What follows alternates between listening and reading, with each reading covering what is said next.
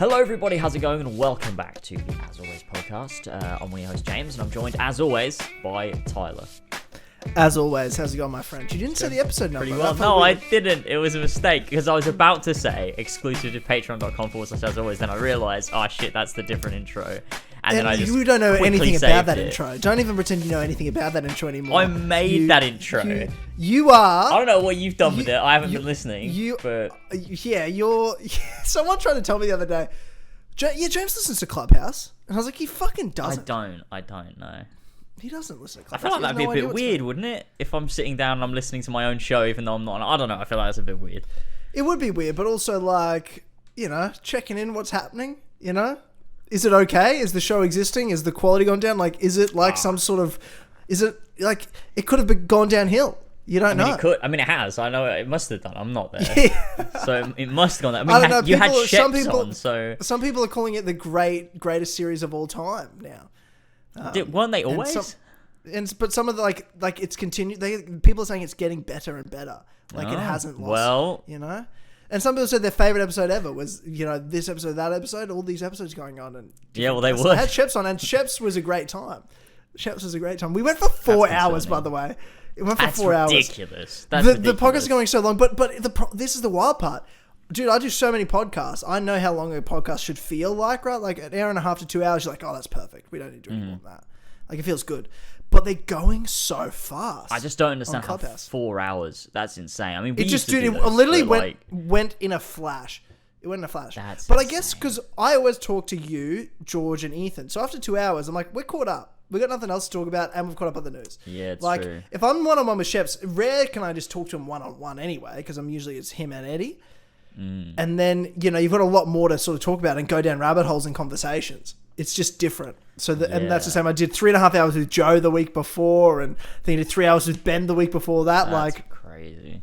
And it's just, time's just going really, really fast. And I'm no, I don't want them to be 4 hours. I want them to be 2 hours. I don't want to be up till 1 a.m. on a Sunday before I've got to start the week.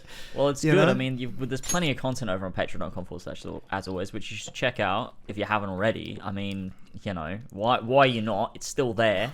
It's better than ever. $1 a month. $1 a month. $1, right. a single dollar. You get involved in polls. You get all the content, hundreds of podcasts. You get early access to my videos. Right. It's brilliant. It's great. It's the place to be. That's right, absolutely. And it includes the polls that are on this show, the new Civil War segment that we did. It was a public poll for the first time we did it. Dude, the feedback we've gotten from that Civil War segment is unreal. I've not seen. I don't look at the comments. Have you? Dude, why are you not in touch with the community, bro? I don't look at any of it anymore. I just talk to people on Discord. I hate YouTube comments. I don't look at them anymore. No, dude, you've got to... For podcasts, though. Like, I get it if you're making your videos. But, podcasts, bro? Yeah, I guess I love that you didn't get I think it's because I don't log in. It's like your videos. Because I think it's because I'm not logged in, so I don't see it unless I'm logged in. Otherwise, I'd have to go out of my way, search it up. Like, I just don't think about it. But it's on your channel. Like, I have my channel up, and the As Always Podcast 4 Pillars podcast playlist are on the channel page. So I can just go straight there. But I never go to my channel page. I'm always just on my dashboard or something. So I never really. No, my channel page is always check. The first tab on my browser is always my channel page. See, I don't have that linked anywhere on my bookmarks because it's useless. There's nothing there for me. So I just have my dashboard and I'm just always in there. But I don't know. I feel like I'm just too busy. Like, I just don't care anymore about what anyone says about anything, even if it's good or nice. I just don't care about anybody. I do read some comments, to be fair. I do read my own. Like, I've got a big folder full of... I'm eventually going to do another actual comments lasers edition. I've got a bunch of comments. Definitely. But I want to know, I don't care what someone's going to comment on a fucking Fable video or some other thing I've made. Because every time I do one of these Fable videos, dude, they get 100,000 views. I don't know what it is. It's because no one's making them. Yeah, it's great. I should really do more of them. Yeah. I've made, since Fable 4 got announced, I've made 6 videos, and 2 of them are on 100,000. Over 100,000. Yeah, that's good. And they all get, quite decent, not little views, for a channel my size. Plus... How big is your channel now? How many subscribers do you have? 22,000? 22,000? That's better than I thought. I thought you were on 18k. No, I sort of gave up. You know what I mean? I don't care. I don't think I'll ever get to 100,000 because I don't think I'll never care enough. And I'll never do enough. Damn. It's just, I don't need it anymore. I always I always forget where you and George are. Those are the two. I always know what Ethan's doing, but I always forget you and George's numbers. I just don't notice. It's weird. I don't know. But to be honest, I don't even notice. Like, I don't look at subscriber count anymore. I don't care. Yeah. Well, neither do I, to be fair. I don't look at mine. I care more about the sub. I would know the sub count of the 4 Pillars network and 4 Pillars clips before I'd know. I don't know those either. Any of my channels. I don't fucking look at anything. I used to be so over obsessed with stats, and now I just maybe don't care almost too much. I should care a little bit more. Yeah, I mean, I care about the comments on like As Always podcasts and stuff, and like what people enjoy, especially like a new segment like the Civil War segment. I wanted to know whether that was good or not. We never done that before, and I'm like, if it's going to be a big part of the show moving forward, should we be like, should it be a rarer thing because we want guests to come on and people aren't that into it? And it's just something we do once in a while. But dude, tweets people were posting and the comments and stuff, like people like this is like the best segment or best idea we've ever come up. But that's why we need to keep it maybe a bit more rare. But that's what I'm saying. But you don't hold know it back a little bit. You don't know about that if you're not listening to tweets or reading comments. Yeah. Well, I can see tweets. I can see the tweets. I mean, at least from some people, because I also have my tweets set to only be tweets in my mentions from people that I follow, so I don't see like a lot of bullshit, which is a lot nicer. But I also do miss out on a lot. But I do go and check tweets. To be fair, like I'm still among the peasants. I'm still among the peasants. So yeah. On my Twitter, I hate it. I can't deal with it anymore. I just get too much shit. Yeah, I mean, I feel like I get a lot more shit these days than I used to get. Like, people really like to get mad at things I say. They do. Like, people love getting mad. It's actually like I will find because I enjoy it. Do you not enjoy that? Like, no, do you not enjoy that people get? I just can't be fucking done with it. I fucking hate it. I just want you to fuck off and let me fucking tweet in peace. And that's what I've done. Now nobody can fucking bother me ever again. And so we're okay.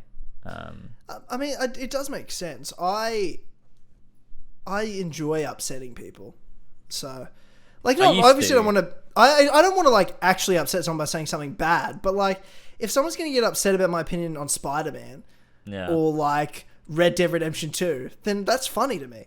Like, any chance I mean, that is funny, but it's when people like say, like, people would say dumb shit and. Dude, I baited you yesterday for a Red Dead Redemption 2 tweet.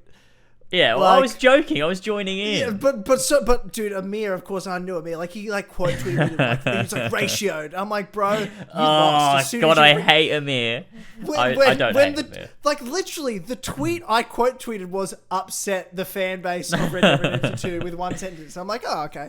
And then people literally were like, oh my God, fuck, you know, you don't know, well, big L, ratioed. I'm like, oh my God. It's so fun. I love all that. Oh my God, that's so embarrassing. That not only were you baited, and this upset about my opinion of Red Dead Redemption 2, but I retweeted something that said, this is bait, and you still got baited. And I love that. Like, I enjoy that. And the amount people get upset about, like, Raimi Spider-Man fans are awful. Spider-Man fans in general. Spider-Man fans are the fucking worst. I fucking hate it. I've got Spider-Man muted on Twitter, because I can't. You told me that. I can't see it. It's the worst Discord. Remember when we had that Spider-Man YouTuber on the Spider-Man PS4? Evan Falaka? Like, Spoilercast? Isn't he? He's really hated. I noticed that, like, on Twitter. Like, people really don't like him. Yeah, people don't like him, yeah. Yeah, like, I didn't even realize it was him, but he tweeted something, and then, like, the top comment response was, like, using him as a meme of, like, how Spider-Man PS4 will affect how the US election will affect Spider-Man PS4. I've seen that picture before. Like, I don't even know if it's real, but it's fucking funny. People are like, no, it's real. Like, there's so many comments on it. I was like, what the fuck? Oh, it's funny. And I was like, didn't we have him on a podcast once? Like, that's we wild. He was good back then, though. I think he had a lot of fans back then. I just think he became such a meme. Because, like, he's, like, so into Spider-Man. Like, he made a tweet, and it's so fucking funny, was when, like, he saw... I think we've talked about this before, but when he... So, some new animation? Yeah, there was a GIF, of a new Taskmaster animation, and his tweet was, like... And it's funny because it's serious. Like, he's not joking. He wasn't serious. joking. Yeah, it was, like, full caps, like... Oh, now I need to replay the whole game. Hashtag Spider-Man PS4. Hashtag be greater. And it's like, what the fuck, man? That's so funny. That's so insane. But he's not like a bad guy. He's like a good guy. Isn't he? Okay. I don't know. I literally don't know. He's like, you know. Because I hadn't heard of him until we got him on the podcast. And then I would have done, because I tend to actually research, I guess. But then after that, I obviously let it out of my brain. Because we never got him on like the As Always podcast. That was like a spoiler cast, like a Kill Connor Club spoiler cast special thing. before Yeah. Cinema Room. Yeah, it was because we had Marvel 2018. Central on as well. Ron from Marvel Central. Marvel Central. Yeah, I realised why you're saying that too. I realised yeah. why you're saying that. Yeah. Because Josh would have to bleep it if you said his other channel name. Yeah. We could just say Brett. You know what I mean? Like, I just found it weird. Nah, but it's Ron though. It's not Brett. It's the other one. It was Marvel Central. Ron. I forgot. Yeah, It was Ron. his brother. Yeah, his yeah. brother Ron on Yeah, Marvel Ron. Central. Oh man, that's so weird. Man, we've had weird guests. Like lots of Super great guests. Rebel. Super Rebel was Super like, Rebel. that was such a weird phase because they were such funny fucking podcasts, but now he runs like a channel about side hustles and how to make quick, easy money and stuff for teenagers. It doesn't surprise me, to be fair. Like, Yeah, I feel like it's the very writing was on him. the wall. You know what I mean? I feel like we saw the signs.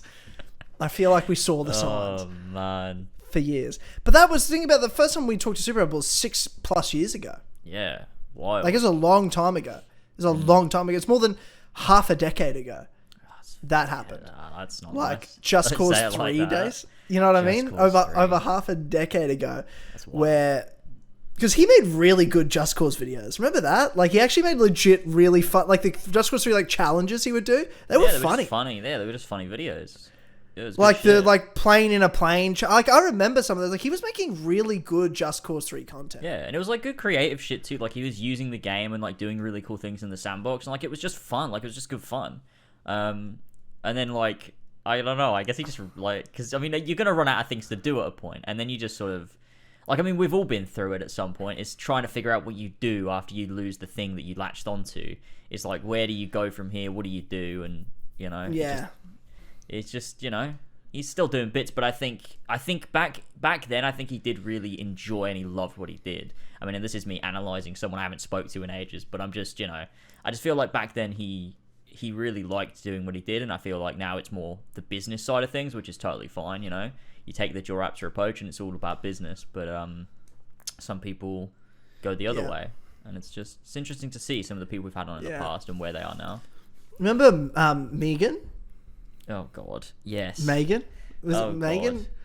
Yeah. Yeah. And didn't we talk about this recently? You're like, she's married with a kid. I'm like, what? Oh, How God. do you know? She's gone. Oh, my God. She went. Oh, God. do you want to give people some background to this guest we used to have on like 2017? Yeah, so, oh, my God. So, so if you don't know, back in 2016 to 17, we sort of went down this political rabbit hole. And Tyler's disconnected because it's the 47th minute, but Tyler knows the backstory. So let me give you the backstory while he's gone, and then we'll be good. So 2017, 2016, we went down this political rabbit hole where we all sort of were red-pilled, you know, fighting against the SJWs, fighting against the leftists. That was our mission in life, was to fight back against the left-wing regressives. As the woke and intellectual right wingers that we were, and I feel like a lot of people went down this rabbit hole. You watch your Stephen Crowder, Ben Shapiro, you know, whatever it might, the Dave Rubin show, whatever, that claims to be, you know, not on either side, but they're obviously very right wing. So we did a lot of political segments. We got very political, and it was we became one of those sort of channels for talking about politics and stuff, and it was just like, oh, look what the left has done again. Look at this article where they're just like just trying to bait, and they're talking about, oh, you're wrong if you're white or whatever. Oh, Tyler's calling back. Hold on. Where's my mouse? There we go. Hello. It's 47. Hello. I should know. I have a trick. Yeah. I know how to fix it, but I've got to remember before 47 minutes. I see. All right. Well, while you were gone, I filled everyone in on the backstory. Okay. Well, I got up to a certain point, so I was talking about just how AsAlways and so the Kill Connor Club at that time was all about. We went into a very political phase. Post-Trump, It was the- 2016 election. It was the very like, you know, oh, we're red pilled and we fight against the regressive left and the SJWs. And it was a whatever. wild time. It was a wild weird. time. It was Ben weird. Shapiro, Dave Rubin, Stephen Crowder, Yeah, Jordan yeah, Peterson. yeah. I still fuck with Jordan Peterson pretty hard though. He's Yeah, great. I do still like Jordan Peterson. But everyone else, pretty much. Dave Rubin's fucked. Yeah, it was a weird time. And so like she made a video back then which was her SJW story. Like she used to be an SJW and she transformed Oh my god! Yes, into a that's how we met her. right-wing conservative intellectual. And yeah, she's so like, we how asked old her was to she, come like on. 18? Yeah, at the something time like too? that. Yeah, like 18. And we got her on the podcast a couple times, and each No, but what time- happened was, though, you tweeted her video. Oh, look at probably, this yeah. video of her socials. Yeah. And I responded, but you didn't tag her. Like, we had no Twitter or anything. You didn't tag her. Yeah. You just posted the link, and I responded with, we're going to get her on the remember. podcast. And then she responded to my tweets like, I'd love to. Like, how the fuck did you Yeah. find this? Like, she was obviously searching the link on Twitter to see if anyone had mentioned it. And then 'Cause we it got blew her up. on. It 'Cause did it blow went up. viral. Yeah. Yeah. Well, those are the things that went viral back then, though. In 2016, 2017 was, fighting the Miss those SJWs. days, huh? I missed was- that. That was simpler times. It was so weird. But we got her on, and we had her on like 3 times, I think. And each time, I mean, that last time we had her on, people were not happy. Really? People were like, dude, I yeah, remember that. don't you remember? Most people, No. we got quite a lot of dislikes, and a lot of people were like not happy. And I think it was because it was start of 2018. It was start of like the period where I shifted again back from being, because I went super hard. Like, right, and to be fair, we both did. A lot of people don't remember you did as well. Like, we Yeah, were I both did very too. similar. It's just I said never, the I N-word. never, yeah, well, I never, and I was always against that. Yeah. But was- we were both very. There was a clear line conservative. drawn. Yeah, Yeah. no, I never disputed that. Yeah, and Maybe it- other people think that just because you went a bit harder. It's because I was worse. People were like, Tyler was always sound, but like, no, we both. No. went. I definitely. Yeah. I definitely was. I mean, you got me into it. It was you that got me into it in the first place. I used to never give a shit about politics, and like you brought it up on the podcast, and I was like, oh, he's fucking right. Look at these fucking leftists. And Yeah, then, but also you know, that was around the time as well. Colin controversy happened, yeah. and we took that. We were both big fans of Colin, and he's our friend now. So like, but at the time, we took it very personally. What happened to Colin? Because we were Yeah. super fans of his. Yeah, well, you were. I knew of him, but I mean, I liked him a lot. You liked Colin, yeah. I was a super fan of Colin, But I hadn't Like, followed had him. so much- I didn't watch Kind of Funny. I just saw Colin in places and was like, yeah, he's a cool guy. I like his Yeah, stuff. I loved Colin. I was such a big fan.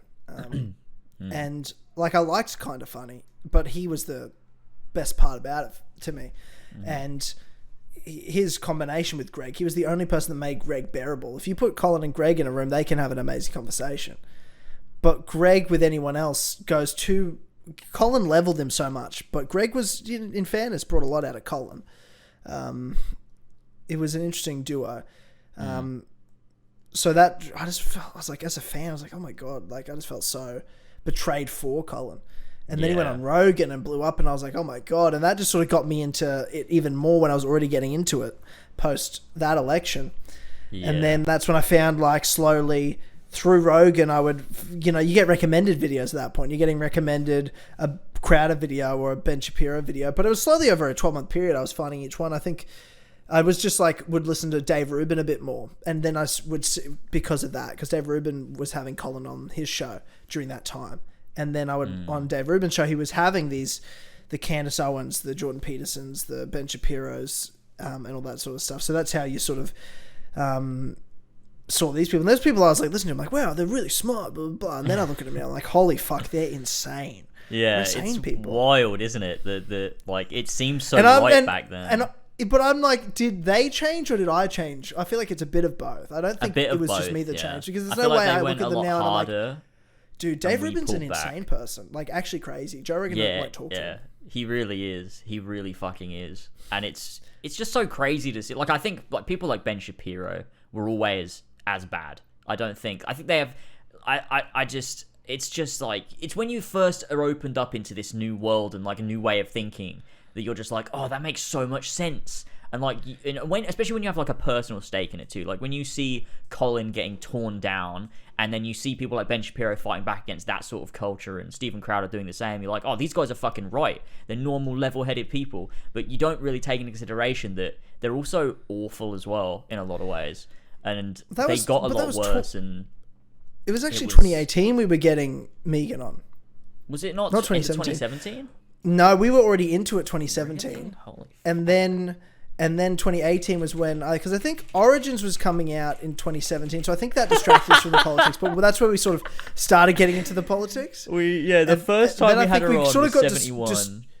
Yeah, Oh but shit! then I think April. What? April 2018? No way. I know. What the fuck? Yeah, it was all of 2018. So I feel like it was a 2-year period. 2018. I feel like it was 2017 was the dive into the red pill, and then peak was like start of 2018, and then by the end it was sort of like on the way out. Yeah, and because that last episode, I'm looking at it now, we got 56 likes and 24 dislikes, which... Dude, that's insane, really? Yeah. But also, getting only 54 likes is ridiculous. Yeah, that's a weird, small amount of likes. That's such a tiny little number of likes. Especially, like, let's look at the comparison to the first time we got her on. When the first time we got her on, we got, like, almost no dislikes, 151 likes. Yeah. That was a dead episode. That fucking... The last time we had her on. I just think, yeah. Then the second time we had her on... So the first time we had her on... Second time we had her on, we got 32 dislikes all of a sudden. 121 likes. And then the third time, 56, like 24... That's a lot of dislikes. Yeah, people weren't happy about that, and I got a lot of feedback on Twitter, and I got like in the comments as well, and I realized what was it about? What was it? But what was it about that episode? Because I feel like that episode was less about politics and more about like we were like talking. She went through her DMs on her phone and stuff. Like I thought it was like. I think it was there was a point where she was talking about a lot of like. It dived a bit into the realm of conspiracy theories of like the way the government was or what they were doing and like little bits here and there. And I think people weren't happy because we didn't, and it was about particular politicians or particular creators or whatever, like left-wing And I guess creators. we didn't, there might even be things we didn't even know about. We didn't like argue back and be like, oh, but what about this? We didn't question her at all. We just believed her. Like, I guess because we didn't know, right? Yeah, exactly. And we just assumed, like, one of the top commenters, Megan does, in capitals, not know what she's talking about. And that could be very true. And it probably was true. And I think it was a weird time. And I'm very glad, like, I'm not in that anymore, in that headspace. But she has gone really far right. Like, it's mental. She is, like, anti-vax. She is anti-mask. She's, like, she's pregnant. And she's going to homeschool her kids because she doesn't trust the school systems. Shit. It's like, but the reason is like the reason she wants to homeschool is because schools teach kids about trans people and gay people or whatever, and she doesn't want her kids exposed to that and stuff. And it's just like fuck. She's me. insane. Fuck me. Yeah, she's gone mental. It's quite sad to be honest. But there you go. It just shows what could have happened if we didn't pull back a bit and figure it out. Yeah, the comments are crazy. I usually enjoy when you guys talk politics because your approach is rational and intellectually honest. But this chick is everything you're not. She's actually gotten worse since the last time you had her on. That was what one of the comments said. And then, oh my god. Yeah, it was a pretty heavy consensus. And I think it was a wake-up call for me too. Because I didn't realise she was that bad. And then people started bringing it up, and I guess I just I did realise. Because it was that bad. Like, I would go back and listen, and it just was like, yeah, we really have, like, gone down a bit of a wrong path here with what we were doing. It was a weird time to go through that. And it's weird as well, because people, like, talking about it, you feel right. You don't feel wrong. And, like, I can look back now and look at everything I was saying and be like, wow, what the fuck was I doing? But I felt so right in everything. Like, I felt so justified. I felt like I knew what I was talking about. It's just weird. Yeah, I remember that. I remember how much we cared about it. Remember how much we cared? Like, it mattered to us? I know. About, like, just so much. Like, so many things. Like, like, pronouns and stuff. Like, you can't use this and that pronoun. Who cares? Like, it's like, do whatever you want. Yeah, just do whatever you want. Be fucking happy. I don't fucking care. I don't care what pronoun you want to use. Who cares? It doesn't matter. Yeah. But like, it mattered so much back then. I was like, you can't fucking do that. It's like, why can't you do that? It doesn't matter, man. Just let it go. That's so funny. It's like, we weren't even that bad, to be fair. I think we're remembering it. We're being hard on ourselves. We weren't. I mean, like, I was pretty pretty crazy. bad. I was a full-on fucking racist, like, but transphobic, like, it was bad. Do you think you were racist? I mean, I don't think I was ever racist, but the way that it doesn't matter what I actually thought in my head, because what I was doing was you were racist. acting like a dickhead. So it didn't matter. Because whether but I guess was or what I wasn't, always it just defended was didn't matter. like, I know James's heart, and I know in his heart he doesn't think any of this shit. I think he's just being reactive. That's what I always told myself. It was a fight, but like I was trying to fight back. I was like, well, no, I can say whatever the fuck I want, and you can't tell me what I kind of can't say. It's just immature. But we got Colin on that year as well, 2018. That's the first time we got Colin on, and that was the first full interview we did after leaving Kind of Funny. Like, it took 18 months. Like, yeah, we went on Rogan and Dave Rubin, but he never was. He's like, oh, I don't want to, I don't want to speak for them and all this shit. It was our podcast that he really came clean about his whole feelings about the situation. He went into a and lot of that, didn't remember he? the love that we got from his fans? Like, having people like, oh my God, you guys finally got him to like talk about things we always were waiting to hear. That's a really fun episode. We got so much love from that first. Like, all the ones that Colin are great, but that first one was like special because we never thought we'd ever have him on. Like, that was a huge deal. He was the biggest get we've ever had. And to think we've had him on so many times since, and now Maddie and his network is so connected to our networking community. It's like, for sure. yeah, so much great feedback. Like, this is a terrible question to ask, but like, what are like, and you can't include George and Ethan, they don't count. But like, of the guests over the years, like, who are like the ones that you look back on, you're like, man, that highlight favorite, they're just always good. Like, I thought you were going to ask who's the worst. I mean, who is the worst? Oh, I think I can answer it, but why don't you? I'll tell you who I think if you tell me who you think. And I mean, Josh, I have two. And okay, you can tell me, but Josh, you have to bleep all of this. Maybe I'm forgetting someone. I feel like you've got like an obvious one in mind. No. Like, I don't care who you say. I want Josh to bleep it. I don't actually want anyone to hear. There's three or four. There's 3 or 4. Okay. Josh, bleep all the names. All the names. All right. Yeah, so, number 1. Okay, so there's 2 that are lesser, right? There's 2 that are lesser because they still make for interesting shows, right? So give me the lesser ones. So, and also Josh as well, because people are going to be able to see what I'm saying if they can read my lips. So, like, put like a pixelated effect over my mouth too.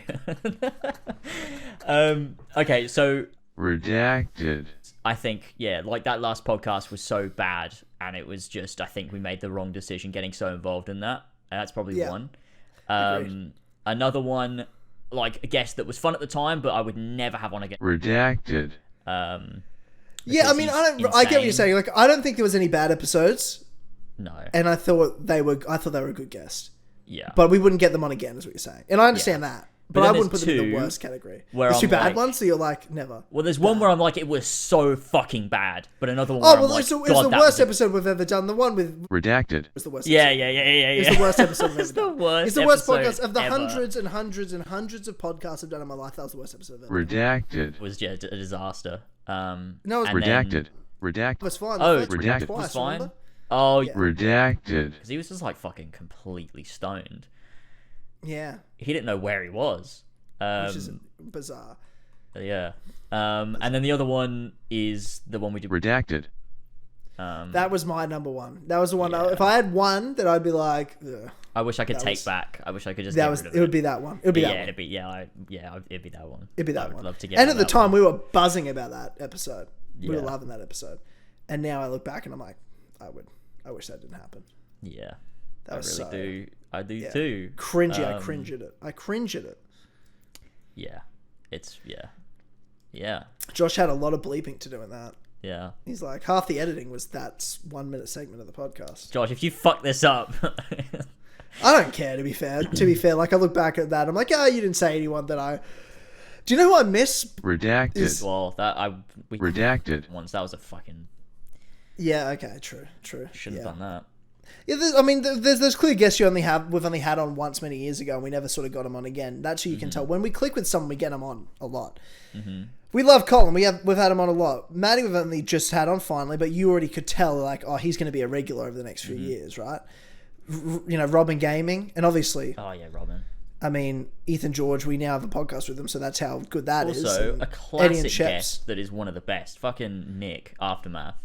I was about to bring up, say, I've not before spoken you to, said... but in a while, but... well, here's the thing, like, you fucked great. up the friendship because you were a piece of shit. That was the back in you being a piece of shit era. And that was the thing as well. Like, at the time, it felt like, oh, what the fuck? You don't want to be friends with me because of differing opinions? But, like, no, that's not really the point. You were just sort of a dick, and he's just sort of like, I don't want to do this. I don't want to be friends with you. You're dickhead. And I was so obsessed as well. Like, it's so embarrassing and cringe. Were you I was obsessed with what? Obsessed with the fucking Second Amendment. Like, and it's Were so you? dumb because I I'm don't remember that at all. English. Yeah, I have gone through since, and I deleted a lot of threads. But I had full on like hour-long arguments with Yeah, okay, you were way worse than me. Don't say I was bad. I never had. I swear I didn't have arguments. Maybe I did, but fuck, I swear. Oh, it was yeah. We don't have guns in Australia, and I feel bad appreciate though. I feel bad though because I did really like Nick, and he's a really nice guy. I thought he was a good Yeah. friend. I've talked to him once or twice since in the last couple. I feel like I messaged him last year and we had a bit of a chat. Or maybe it was even longer ago. Fuck, it was probably a bit longer ago, but because he was at college, and I was checking. I feel like he would too. Nick was a great guy. I mean, once I was at uni at the time, but like he and I would chat like not on podcasts and stuff. No, not just over text. Like he'd call me and shit like that. Like he was a good friend. It was sort of like Clubhouse before Clubhouse was a thing, I guess, or when that sort of started. Because I feel like he would call me or text me about advice for like girls or something going on. Like he once was doing acid with his friend and was tripping balls, and he's like, Tyler, I need to call you. I need to call you. And I'm like, oh, right, oh, fuck. And then, like, he was like, dude, we were in a field or on a golf course, and then this happened, and then this happened, and we were just tripping out, and blah, blah, blah. And he's like, I need to talk about this. And I'm like, all right, talk me through it. What'd you see? And all this sort of stuff. I was like, fuck, that was funny. Because he was like, he's like, I need to call you right now. And I'm like, give me like 10 minutes. And it was like 2 minutes later. He's like, dude, it's been like an hour. And I'm like, it hasn't. It's been like 2 minutes. He was so desperate to talk to me. That's amazing. It's weird.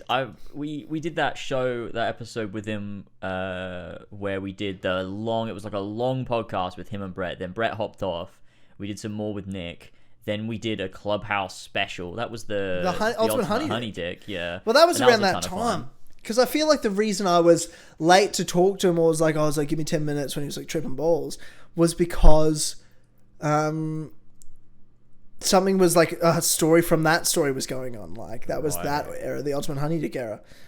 Oh, that was so... I miss those days, man. Things were so fucking simple and easy. They were much simpler. Like, I thought my life had so much drama going on in it, and I'm like, dude, fucking, you have no idea. You know what I mean? Man. I thought that girl broke my heart, like, at the time. I'm like, are you kidding me? Oh, man. You want to know what real pain feels like? Just wait, bro. Oh, no. Just wait. You want to know what real pain is? Just wait. This is nothing. Man. Like, that was nothing. That was so whatever, but I can't. It was so important to me at the time. But I guess you look back at it now and you're like, oh, hopefully that's how everything, every relationship that ends will go from there. You know what I mean? You'll end up looking back on it going, oh, I can't believe I cared that much. You know what I mean? Yeah. So that's a good way to look at it. That's a good way to look at it. But it's weird. I remember it was just so easy. Everything was so easy. We would just... Like, every second week, we'd fucking come on the podcast. We'd stream it live. We'd talk about Redacted Company for a bit. Yep. And then we'd hop off. We'd do those late night podcasts as well. Whenever we had a guest, I mean, it wasn't for you. It was the morning. But I fucking loved them because it was the night and I could just drink. And be on the podcast. That was so fun. I fucking miss those. Those are the early days too. And like... Yeah, they were good. Yeah, they were good. And if it was reversed, you'd be fucking drinking beer when we'd be doing it. I was smashing beers. I would have like a 6-pack of beers on the podcast and a pizza and shit. Like that was like 2016. Oh, I missed it, man. I lived in my tiny little Hawthorne apartment on Glenferrie Road in Melbourne. And it was just this little fucking shoebox studio apartment that I lived in. And I loved it. Those were the simplest times. I had not a worry in the world. I had everything ahead of me. I was studying. I was living my dream. I was working insane hours. Like, I don't know how I did it. I don't know how I wasn't just exhausted 24/7. But I was just, get on podcasts, smash beers, do Tyler's Tales, Bird calendars. Dodgy fucking lollies. Homeless Bruno Mars. Oh. That's a classic story. That's a vintage story, bro. It was just so good. It was so fucking fun. I feel like back then, I used to live in the moment. Like, I don't know. I feel like everything was just fun. But now I feel like I'm just waiting for things to worry end. a lot? I'm like, maybe, I don't know. I feel like every time I do a podcast, I'm not just like having fun. I'm like, I just want the podcast to be over so the podcast can be done and we can get it up on the thing, and then I can like work on something else. Oh, dude, that's not a good way to look at it. It's weird. I don't know why, but like back in the day, I just feel like I used to be so fucking relaxed. I think partly maybe it was because I was living at home with my parents. So like now I'm a bit more worried about, or not worried, but a bit more concerned with. I got to make sure I'm putting out content. I got to make sure that it's doing well enough. I've got to be on top of all of that stuff, but at the same time, like I can't just like. But back then I was like doing more as well, like, but it was lesser quality. But like now I'm just like it's like I'm stuck in this position where I'm like I need to create stuff, but it can't be bad. It's got to be good stuff. But like it takes a long time, and I'm just constantly focused on it, and I just feel like I never have time to just actually enjoy it, even though I do sometimes. But it's just weird. I don't know. And maybe that's why I remember it being better. But maybe it wasn't better. And I'm just remembering it being better. Are you happy still doing all this? This is dude, by the way, before I start asking this question, I'm like, maybe you shouldn't ask this question on a podcast. It's become a private Clubhouse. conversation. I haven't been back for a while, so we've got to do it here. Yeah. Am I happy doing it? I think for the most part, yeah. Because I think, would I be more happy not doing it? No. So I'm so nervous. No, I think I would be less dude, happy. you said I think 4 times in a row. Yeah, sorry, I'm nervous. I'm like, dude, whatever you say after saying I think 4 times in a row, you don't think that. You're thinking about it. No, I'm mostly good, I think. But it's Is other it partly things. the COVID world and the health stuff? Yeah, it's partly that, and it's partly the health stuff. I feel like I'm not able to do what I used to do, and it bothers me. Because, like, I used to be able to I was just non-stop. Like, I would barely sleep, and I was fine. Like, I would just, like, create videos. I'd be streaming all the time. I'd be fine for podcasts. I was so high energy, but I feel so low energy now. And I think that bothers me. I think that's what it is. I feel like I don't have the energy to do what I want to do, and it pisses me off. That does suck. That's an awful. Yeah, that's an awful thought. Yeah, and it's partly due to health issues. It's partly due to the fact that I just had surgery. But it's also how are you feeling by the way post surgery? Yeah, just a bit sore, just a bit like achy and whatever, and a little bit tired. But overall, I'm doing alright. I'm definitely like feeling sort of almost back to normal, I guess, which is good. But I'll keep recovering. But the other thing is, like, because I've been so fucked with health things, I've been taking like medication for it, and if I don't, like, I've got this medication that does help with this like constant like dizziness and headaches that I'm getting, and it does pretty much hold it off. But the issue is it makes me so tired, and that's one of the other issues. It's like taking this medication is just fucked. I mean, I've been taking medication for ages, because when I had like these issues, because I had surgery recently for something else, and I've been having those issues since it was May last year, and I've been taking loads of different medication because they didn't know what was wrong with me. So like I've just been fucked because I've been taking so much different like fucking medication. So I feel like I've just had like no energy for like over a year. Yeah, and it's just been weird. It's just been a fucking weird time. I just want to be back on top of everything and like in control. I feel like I just don't have control over everything, and it just bothers me because I used to feel so like I knew what I was doing, and now I just sort of don't. And it's just weird. I don't know. I hate that for you, dude. That's fucking... Yeah, it's rough. Shit. But I'm sure I'll come out of it. I'll figure it out, but I just don't know when. Yeah, of course. But it changes, yeah. Dude, life just hits so fast. And I feel like especially the last 18 months. Like, the pandemic really changed everyone's life around the world. But now everything just got so heightened and changed and different that now when you sort of stop, you're like... The world feels normal because it's our now current normal of life. But then you look back 2 years ago, you're like, what the fuck? I was so different. Like, everything was so different. Yeah. And I enjoyed it more, I feel like, I certainly feel like that way sometimes. Yeah, it's really weird. It partly is COVID, I guess, because the world is so fucking weird now and will be for a while. And you feel like you're trapped. Like, I feel like as much as I've been so lucky and been able to do whatever, like... be outside for the most part in that 18 months, but I feel trapped still. Like I'm a person that like travels and goes places. I haven't left my city since in almost 2 years, right? And like that might not sound like a big deal, and it isn't really, but it's weird. Like it's weird. I got so many friends in different places I haven't seen in so long, and I can't even plan or think about like going overseas, even though I want to. Yeah, it's weird. It's just so weird. It's been strange, and obviously it's been worse.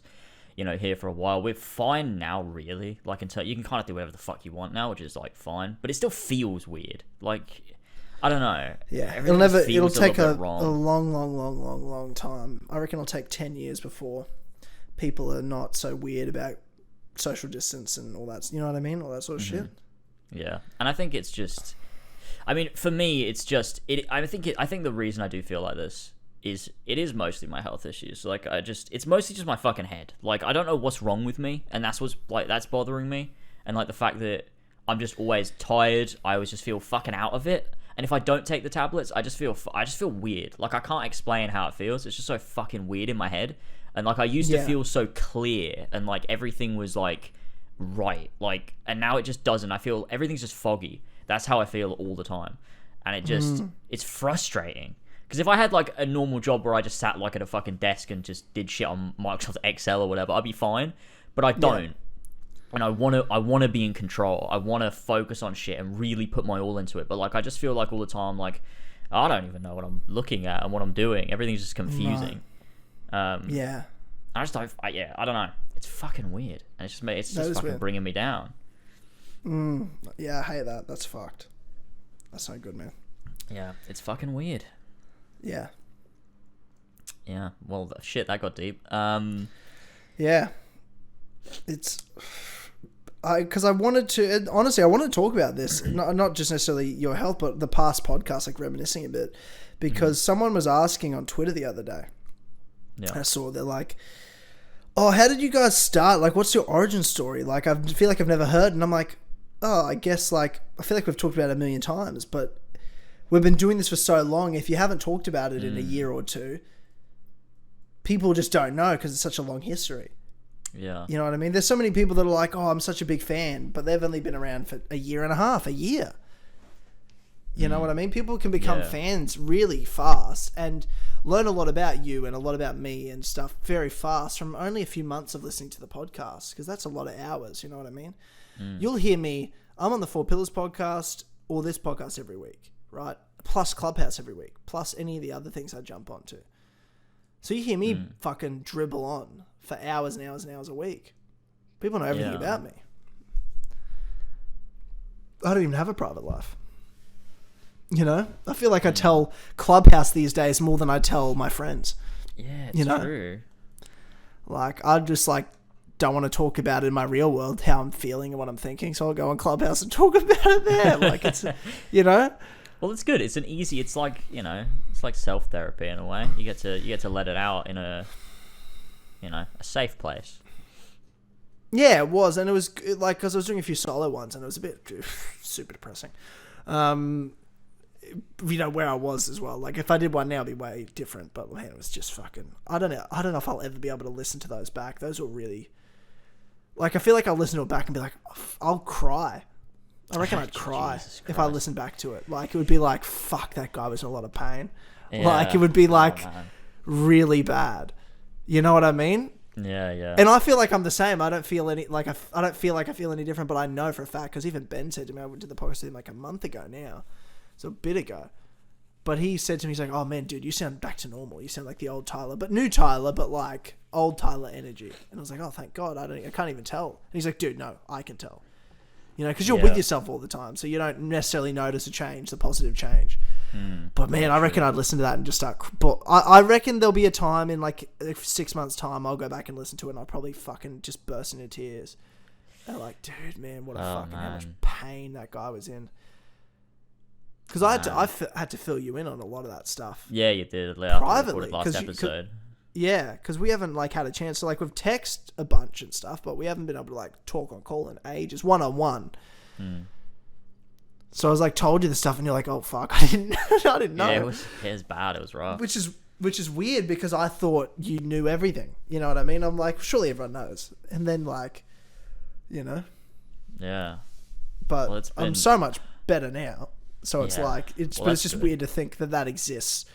Like, I'll go back to those old Clubhouse, the solo ones before I brought the boys back on, which thank God I did, because that just, God, you know, that was way more, that really brought my spirits back with that show.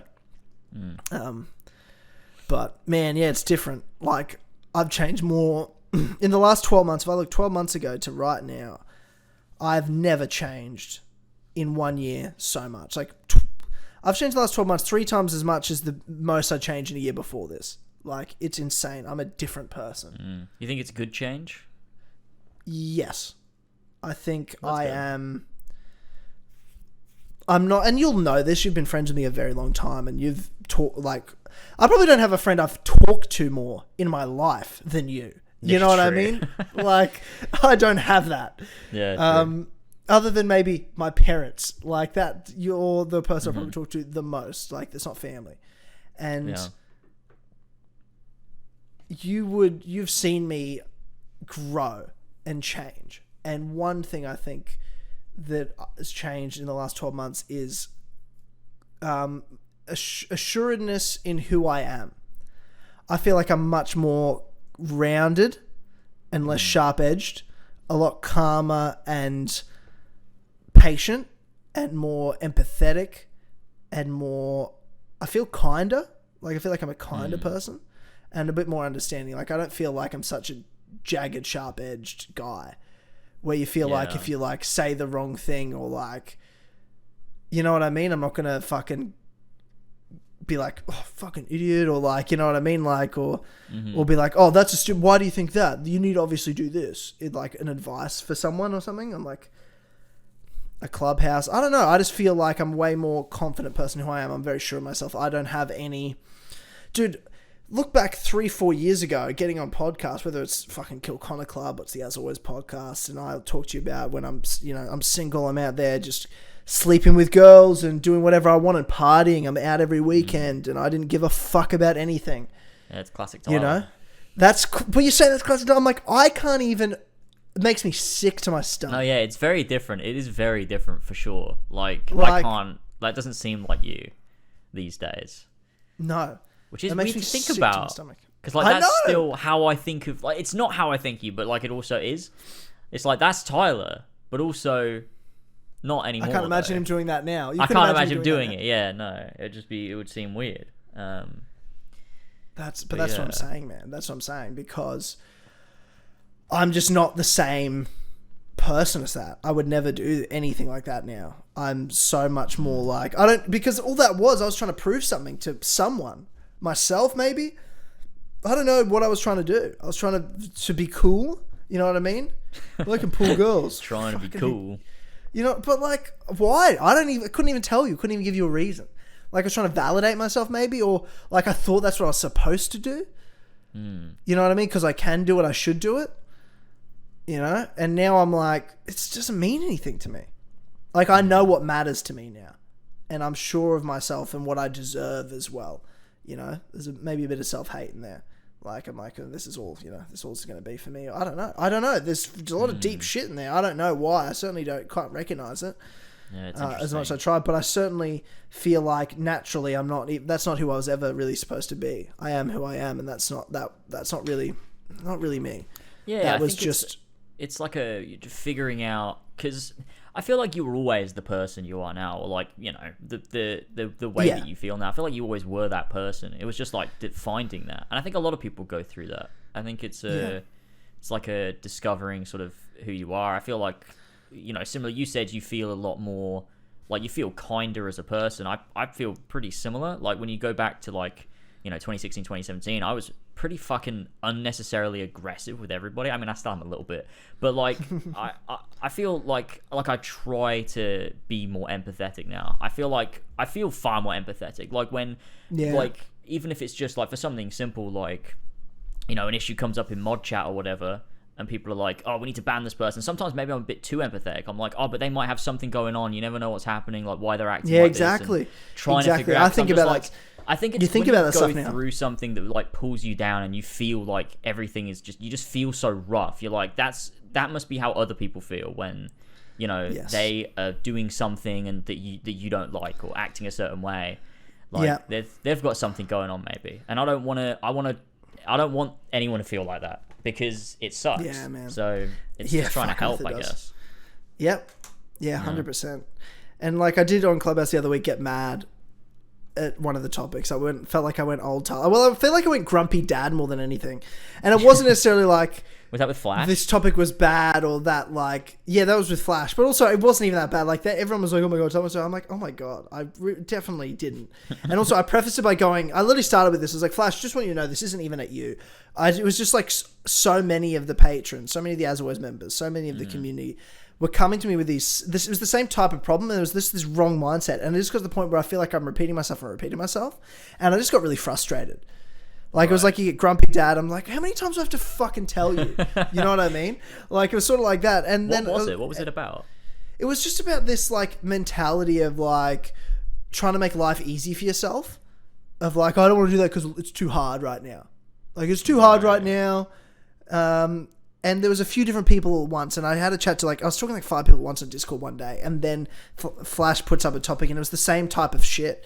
And I was like, this, and I've tried to preface it. I'm like, Flash, this isn't directed at you. I'm directing this at like a lot of people right now, but it's to you as well. Like it's a group of you.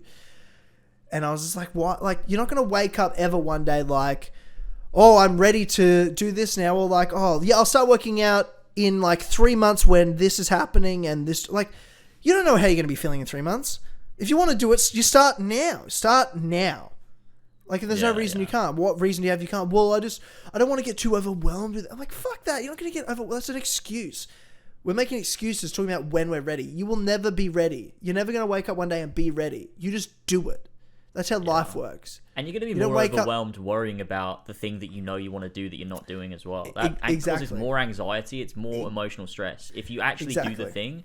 Yeah, it might be tough at first because you're pushing yourself, but as soon as you do it, you're going to feel so much better about yourself. You're going to alleviate that stress that you've been feeling about wanting to do the thing.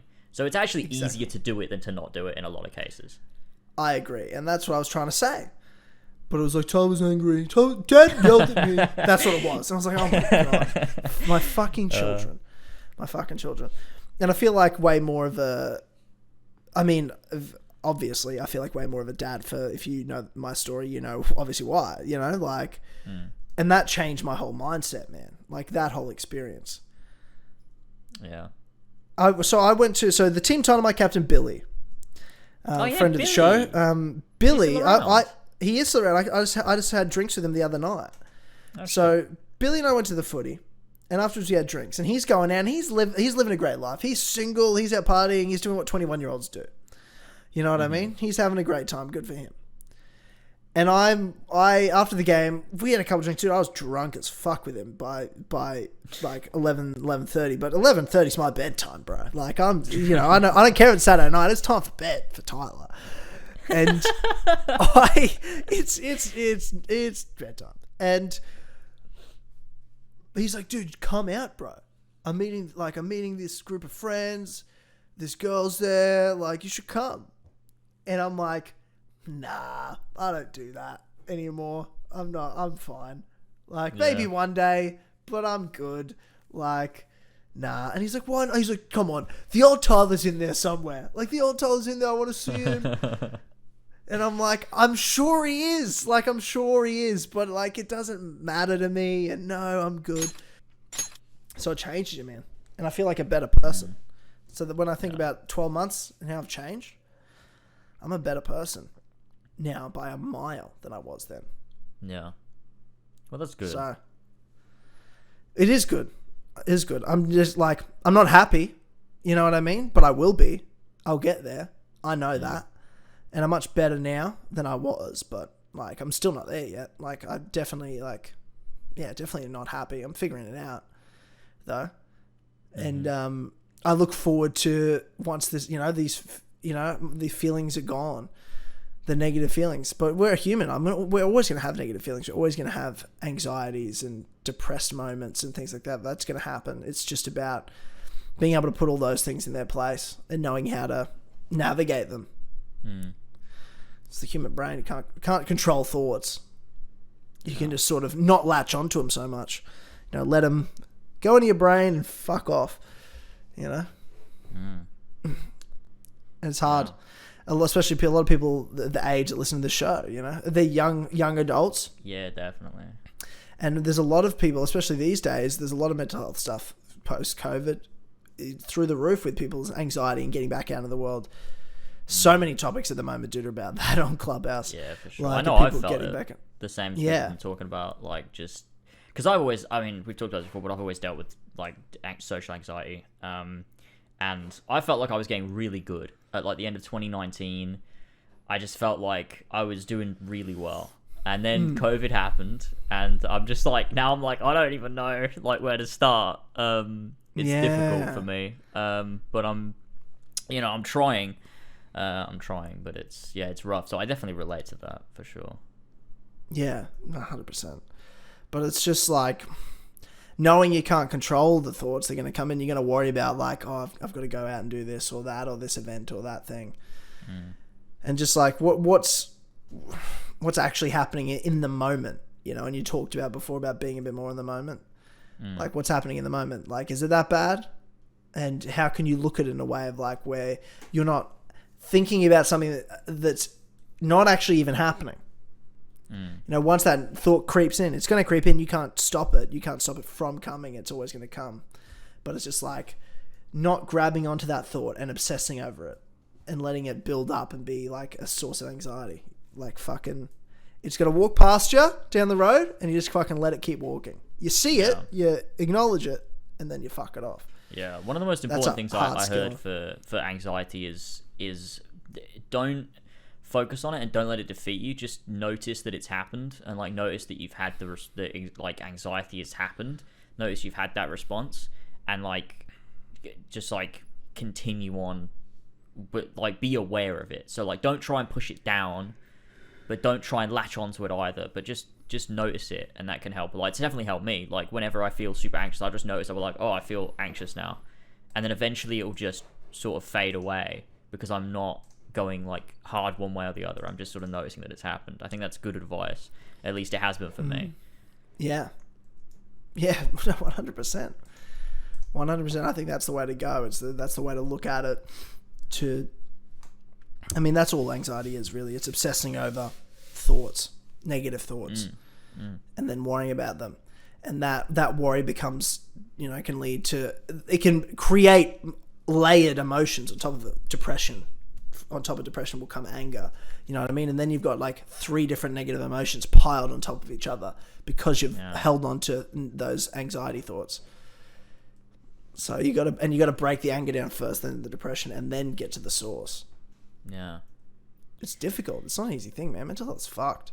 Yeah, it's complicated.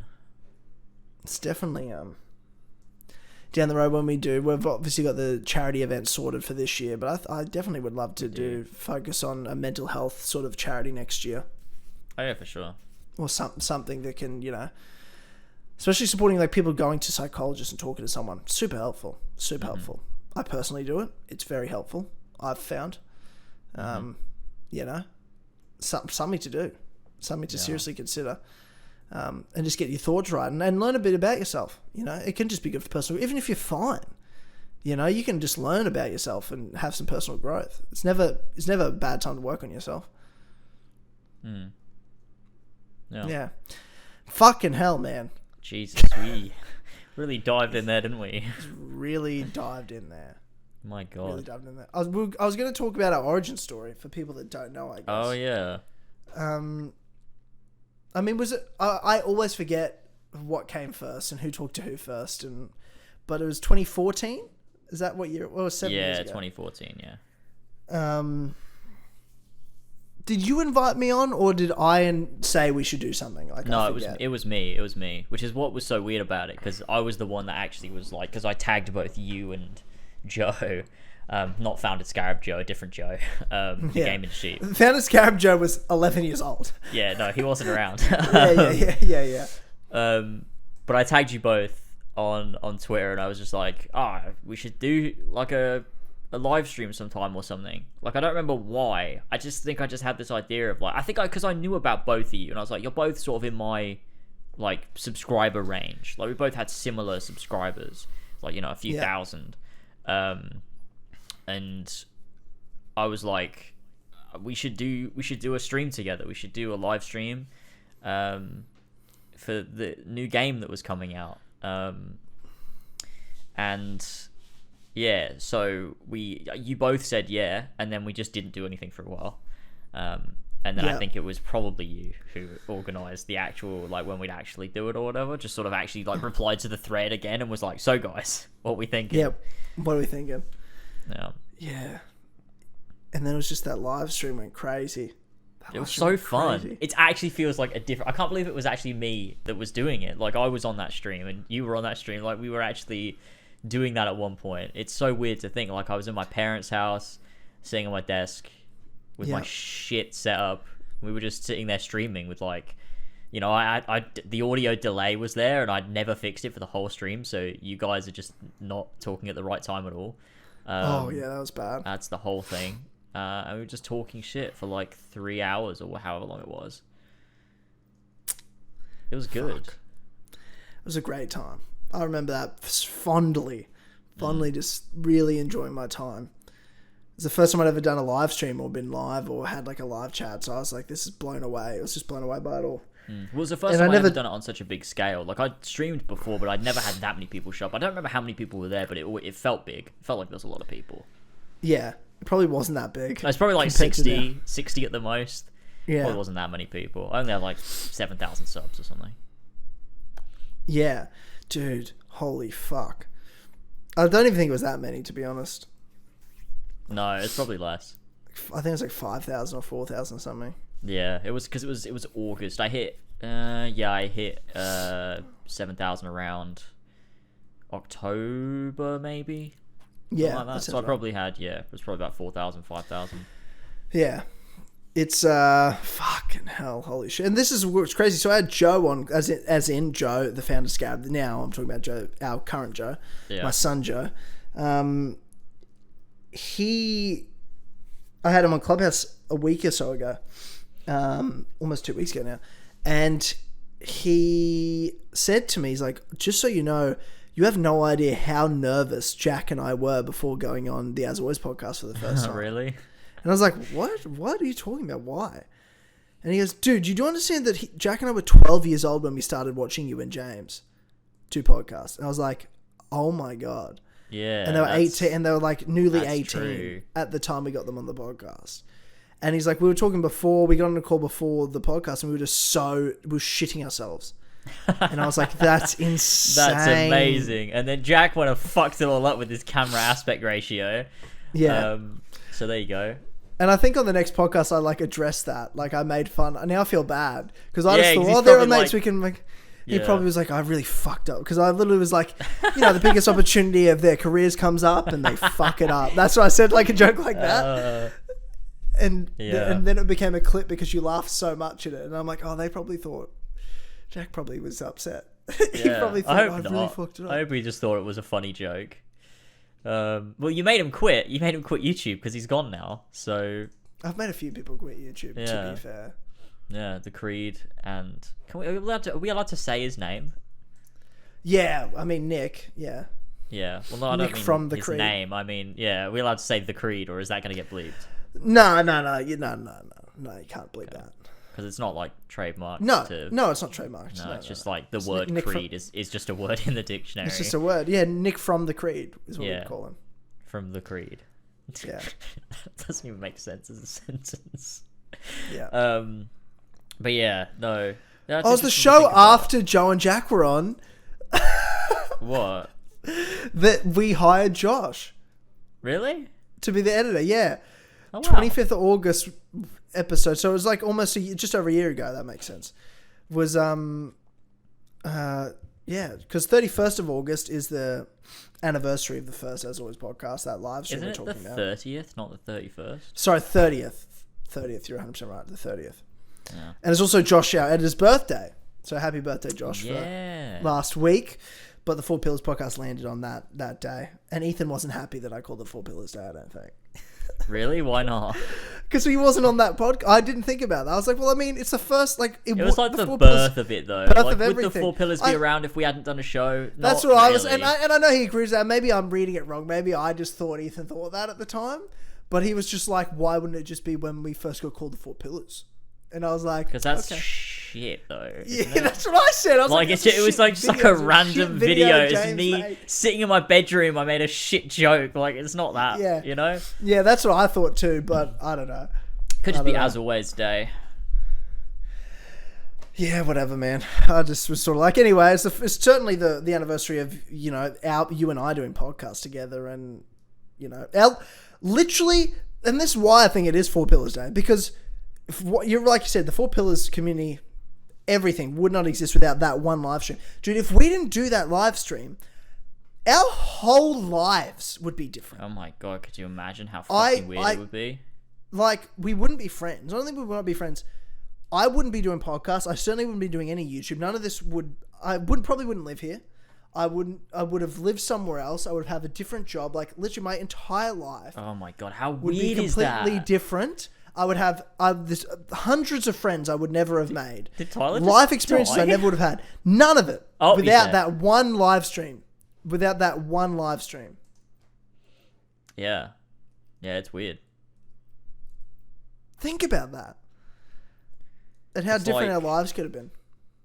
It's because the reason we ever like Ethan became one of the Four Pillars and we became such good friends with him is because you had him on the Stick of Dynamite, Yeah. and then Yeah. to talk about swag or whatever, and then we had the Ethan joined segment on Kill Connor Club, Kill Connor Club. and then Yeah. eventually He like just it all became just our friend. developed, and then George started making redacted content, and then we all just became it just all made sense. It just all happened. It was very natural. It was always very just- natural. If we'd never done that stream, it just wouldn't have happened. Nothing would have happened. Like, the people that are friends, the relationships, Yeah. you know, that have happened. Oh, that's insane. Imagine Because so of many the community. lives that would just be different because we didn't do a stream one day. There's thousands of lives that How wouldn't weird. be the way they are without one stream that you and I decided to do to talk about That is Redacted. insane and so dumb as well. That could have such a big effect. That one live stream that, like, dude, that's mind-boggling. I know. That, Now we're like, here this doing this. this fucking one live stream, like you said, at your parents' house. I was at my parents' house. I was 18 at the time. Dude, I'm 26 in a couple of days. My God. You know what I mean?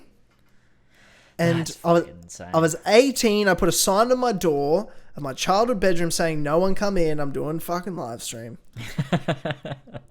And that one decision, that one moment, that one night began a chain of events that changed the course of not just my entire life, your entire life, and the entire lives of thousands of people I know.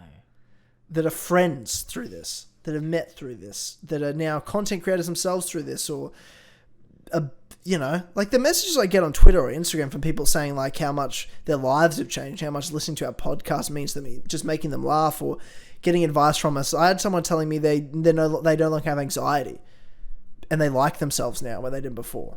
I had a message on like Instagram. I was like, holy shit, I almost cried. It's like, Yeah. dude, that's insane. Yeah, I've had similar. It's really wild. You don't realize the impact you have. You just think of yourself as just like a regular guy, just doing bits, and then it's just so weird. Like when you get those interactions from like actual real people, and you're like, oh shit, you have an impact. It's yeah, it's wild. Yeah, it's unbelievable. This has been a bizarre podcast. We have not This had has one been of these. weird. What the fuck? You know, like we haven't talked about one piece of news. We haven't talked about haven't. any topics. We've just sort of people gone are into gonna it. But I love feel it. like I agree. I mean, we haven't had one of these in a long time, and obviously you and I have had such breaks in different periods. We haven't had a good chance. We've got so much to talk about. I feel like. Yeah, I've So not been on much- Clubhouse, so so we've much not change. had any real like personal catch up. It's all been on here, or well, we only just started this recently. It's all been on like Four Pillars podcast and shit. So everything's been a bit all over the place. But it's been. I mean, dude, I have no regrets. This has been a crazy ride, and I've loved it. I love this show. Like, this show is my first. This is the first, you know? Like, this will always be my favorite of all the podcasts, really, when it comes down to it. Yeah, it's like, well, this is a classic. I do it's love the As Always podcast.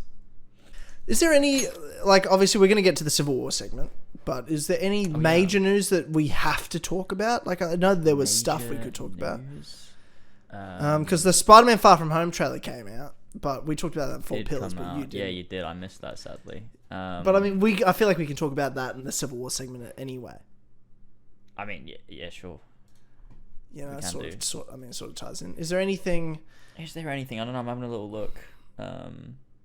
Well, a PlayStation showcase was just announced for next Thursday. So yeah, have they announced what game? For like, is there going to be a focal game that there is? It God of War? No, just PlayStation showcase. Join us Thursday, September 9th. So that's gonna. I assume that'll be like quite a big one with a lot of major stuff there. I feel like I'd expect some God of War. Yeah, I'd feel like you got to show big God of War. Horizon can take a back seat, I think, because we've seen. Well, that yeah, they've so just recently. we've seen it. It's got a release date. I don't need to see Horizon again until, like, you know, the actual launch marketing is coming. I don't need to see it again until towards launch. Yeah, that'd be good though. That'd be fun. Yeah. Dude, Twitter's a fucking. I think sometimes I'm like, man, Twitter's so much worse than it used to be, and I'm like, I mean, it is in some ways because it's just it's such drivel now. But it's way less stressful than it used to be. Like, it's like, who gives a fuck? Like, everyone argues still, but they're arguing about, like, it's just Marvel stands pretty much control Twitter. Yeah, that's what we like. So it could be worse. Could be better. What else is there? I don't know. Nothing we've not already talked. I mean, Halo. Me and you have not spoken about Halo. You and I haven't. No. We talked about it on Four Pillars podcast. But if you want to, what do you have to say about Halo? The fucking I'm show interested. that's going to be. Well, I'm interested to know what you think about it and why. I mean. Well, here's my thing, bro. What I care about the most from Halo is its campaign, right? And we saw one campaign demo. 12 months ago, and it was fucking terrible. Weren't you defending it though? I remember on the podcast when that came out, you were like, "It's pretty good." I didn't think it was as bad as I do now. Right. I'll admit that. Like, I think at the time I was like, the things I liked about it, right? But then, like, I also didn't read much up on it. I was like, I mean, it didn't look that, like, it's Halo Rings, you know. But then you were telling me, like, dude, there was, like, loot camps and, like, and you were explaining, like, the XP and all this shit. And I'm like, oh, shit. You know what I mean? Like, I think slowly I started to, like, digest how bad it was. And then I was like, fuck, okay.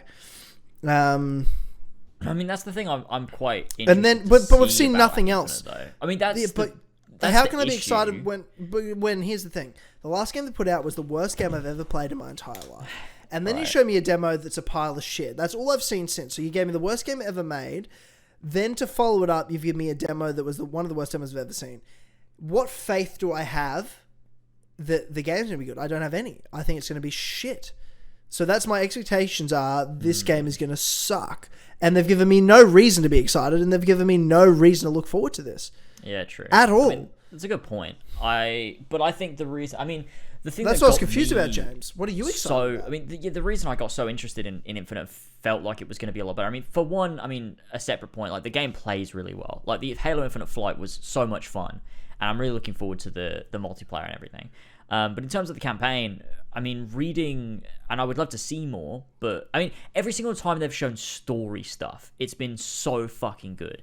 Like, the Discover Hope trailer, that recent clip where Chief meets the weapon, it's just so good. It looks great. Chief is great. It's just great.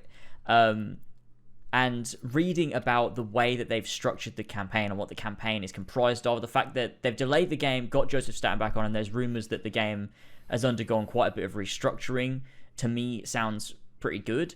I would like to see it, and obviously that's a little bit worrying, but the things that I've heard, I'm like, it sounds good. Like, the way that the game is, like, made up, I'm like, that just sounds fucking fun. Cyberpunk sounded good too. Yeah, you're right, and I just hope it's a better situation. I'm just too far in now. I'm just fucking hyped. I'm just gonna have fun with it. If it's shit, you then really it's have shit. gotten It's hyped. whatever. You really have gotten hyped. But you know, I'm just happy to be enjoying Halo again, even if Infinite sucks. I'm just like loving Halo right now. Master Chief Collection's so much fun. I'm reading some Halo books. They're really good. Halo's just fun. And if Infinite's bad, then it's whatever. It's bad, I guess. So you've gone back into Halo the same way I've gone back into Lord of the Rings, where I'm like reading all the books again, watching the movies again, and because I'm just hyped for the show. And even if the show's shit, I'm just going to enjoy the year leading up to it, where we're all talking about Lord of the Rings again. Yeah, you know that's what I mean? how I'm Who feeling. gives a fuck? Yeah. So whereas like, I think Halo 5 hurt me too much. That it literally like went from my favorite franchise to like it ruined everything that came before it for me. Where I find it hard to enjoy Halo 3 now because of Halo 5. That's how bad it was. That's so sad. Yeah, I know, it's awful. I don't like it think- literally I mean, made me never want to play them again. Yeah, I mean, I don't hate Halo 5 as much as you do. I don't think. I think it's. I think shit, I think it's the worst game I've ever played in my entire life. To me, it's just like a forgettable, like nothing. I'm just like, it just doesn't matter. Like I it's consider whatever. it like a national security threat, like a terrorist attack. It's not funny. It's a serious situation. Yeah, no, I'm sorry. I shouldn't have laughed. I don't know. Yeah, I don't know what you're laughing about. Yeah, that's a serious issue. I But yeah, think so. yeah. I mean, 5 is bad. It's bad, but I don't know. I guess there's just so much Halo that I'm like, I can forget about 5 and focus on everything else, I suppose. I mean, I honestly kind of think, I mean, on my replay, I kind of had way less fun playing Halo 4. But I think it's for various reasons. I don't know. I mean, story-wise, they're both very weak. I just think 5 is a bit more egregious. But to play them, I'd rather play 5 because it's quicker and it's varied, whereas I love the 4 is multiplayer in long. 5. I really enjoyed the arena multiplayer in 5 a lot. Yeah, it's 4's fun. multiplayer is the worst. It's awful. I actually, I've been playing a lot of Halo 4 multiplayer on Master Chief Collection. I've been kind of enjoying it because there was a challenge that was like win 15 competitive games, and I was like, okay, I'll do it to get the XP, and I had fun, which was weird because I never played a lot of 4 multiplayer, but Yeah, I played, Yeah, but I I didn't know. enjoy 4 after Reach. Reach's multiplayer was so good. Reach was very fun. Yeah, Reach is good. I much prefer 3 though, and the older Halos to Reach. I don't know why. I enjoyed Reach so much. It was such a great era of Halo. Reach is really good. I just feel like my muscle Just 'cause- memory is not rewarded properly in Reach. Like, I feel like the way I play in 3, it just doesn't translate to Reach and it confuses me. It was just like we got such a great saga of stories with the original Halo, like Halo 1 to 3. And then Halo Wars is in between there and they put out ODST and it's just like, wow, what a great story and universe they've built. And then Bungie's like, all right, we're out, but here's Halo Reach. And it was this story we've heard about, and like if you've read The Fall of Reach, like you knew that this was like this tragic story before the games, before the main trilogy, before Master Chief. And, you know, you knew going in the tone, the vibe was going to be different. And then the marketing for it was genius. And it was this really just very eerie vibe to the whole thing. Like of loss and like, cause it was the story, like we lose, humans lose. There's no happy ending to the story of Reach. It's a planet that gets glassed. Like that's what the Covenant were doing to humans. They were glassing planets and melting these planets. Like it's such an intense, beautiful, incredible lore and world and universe that was built. And then Halo Reach comes out, and it's not just the fact that the campaign was this insane dark tone and story that was like, wow, unreal. Like, but still felt like Halo. And this story that before, and this lost chapter that builds to everything that came afterwards, and you understand the meaning even more because, you know, in Halo 1 to 3, you're just trying to fend off the Covenant in this mixture of dealing with the Forerunner weapons and saving the fucking universe. But you defeat the Covenant and it's just them attacking Earth. Like you hear about that they've destroyed planets and the Covenant war's been going for a long time, but all we see is Earth and all we know is Earth, and just like we do in real life. But when you see the loss that came before and how much the humans were like literally on the ropes and were pretty much going to be wiped out to extinction, and should have been, because the Covenant were dominating them in the war, every planet they found. And then you get to Reach, and it's just this crazy. And oh, dude, the We Remember Reach marketing campaign, Remember like, Reach, that was was so good. fucking insane. And then the multiplayer was crazy. They had Forge World in there for the first time. And the community behind the Forge World and Forge maps and the multiplayer in Reach was insane. And Firefight was in there too when they had, you know, all these different game modes. It was just the perfect storm of everything they'd done. Yeah, it was great.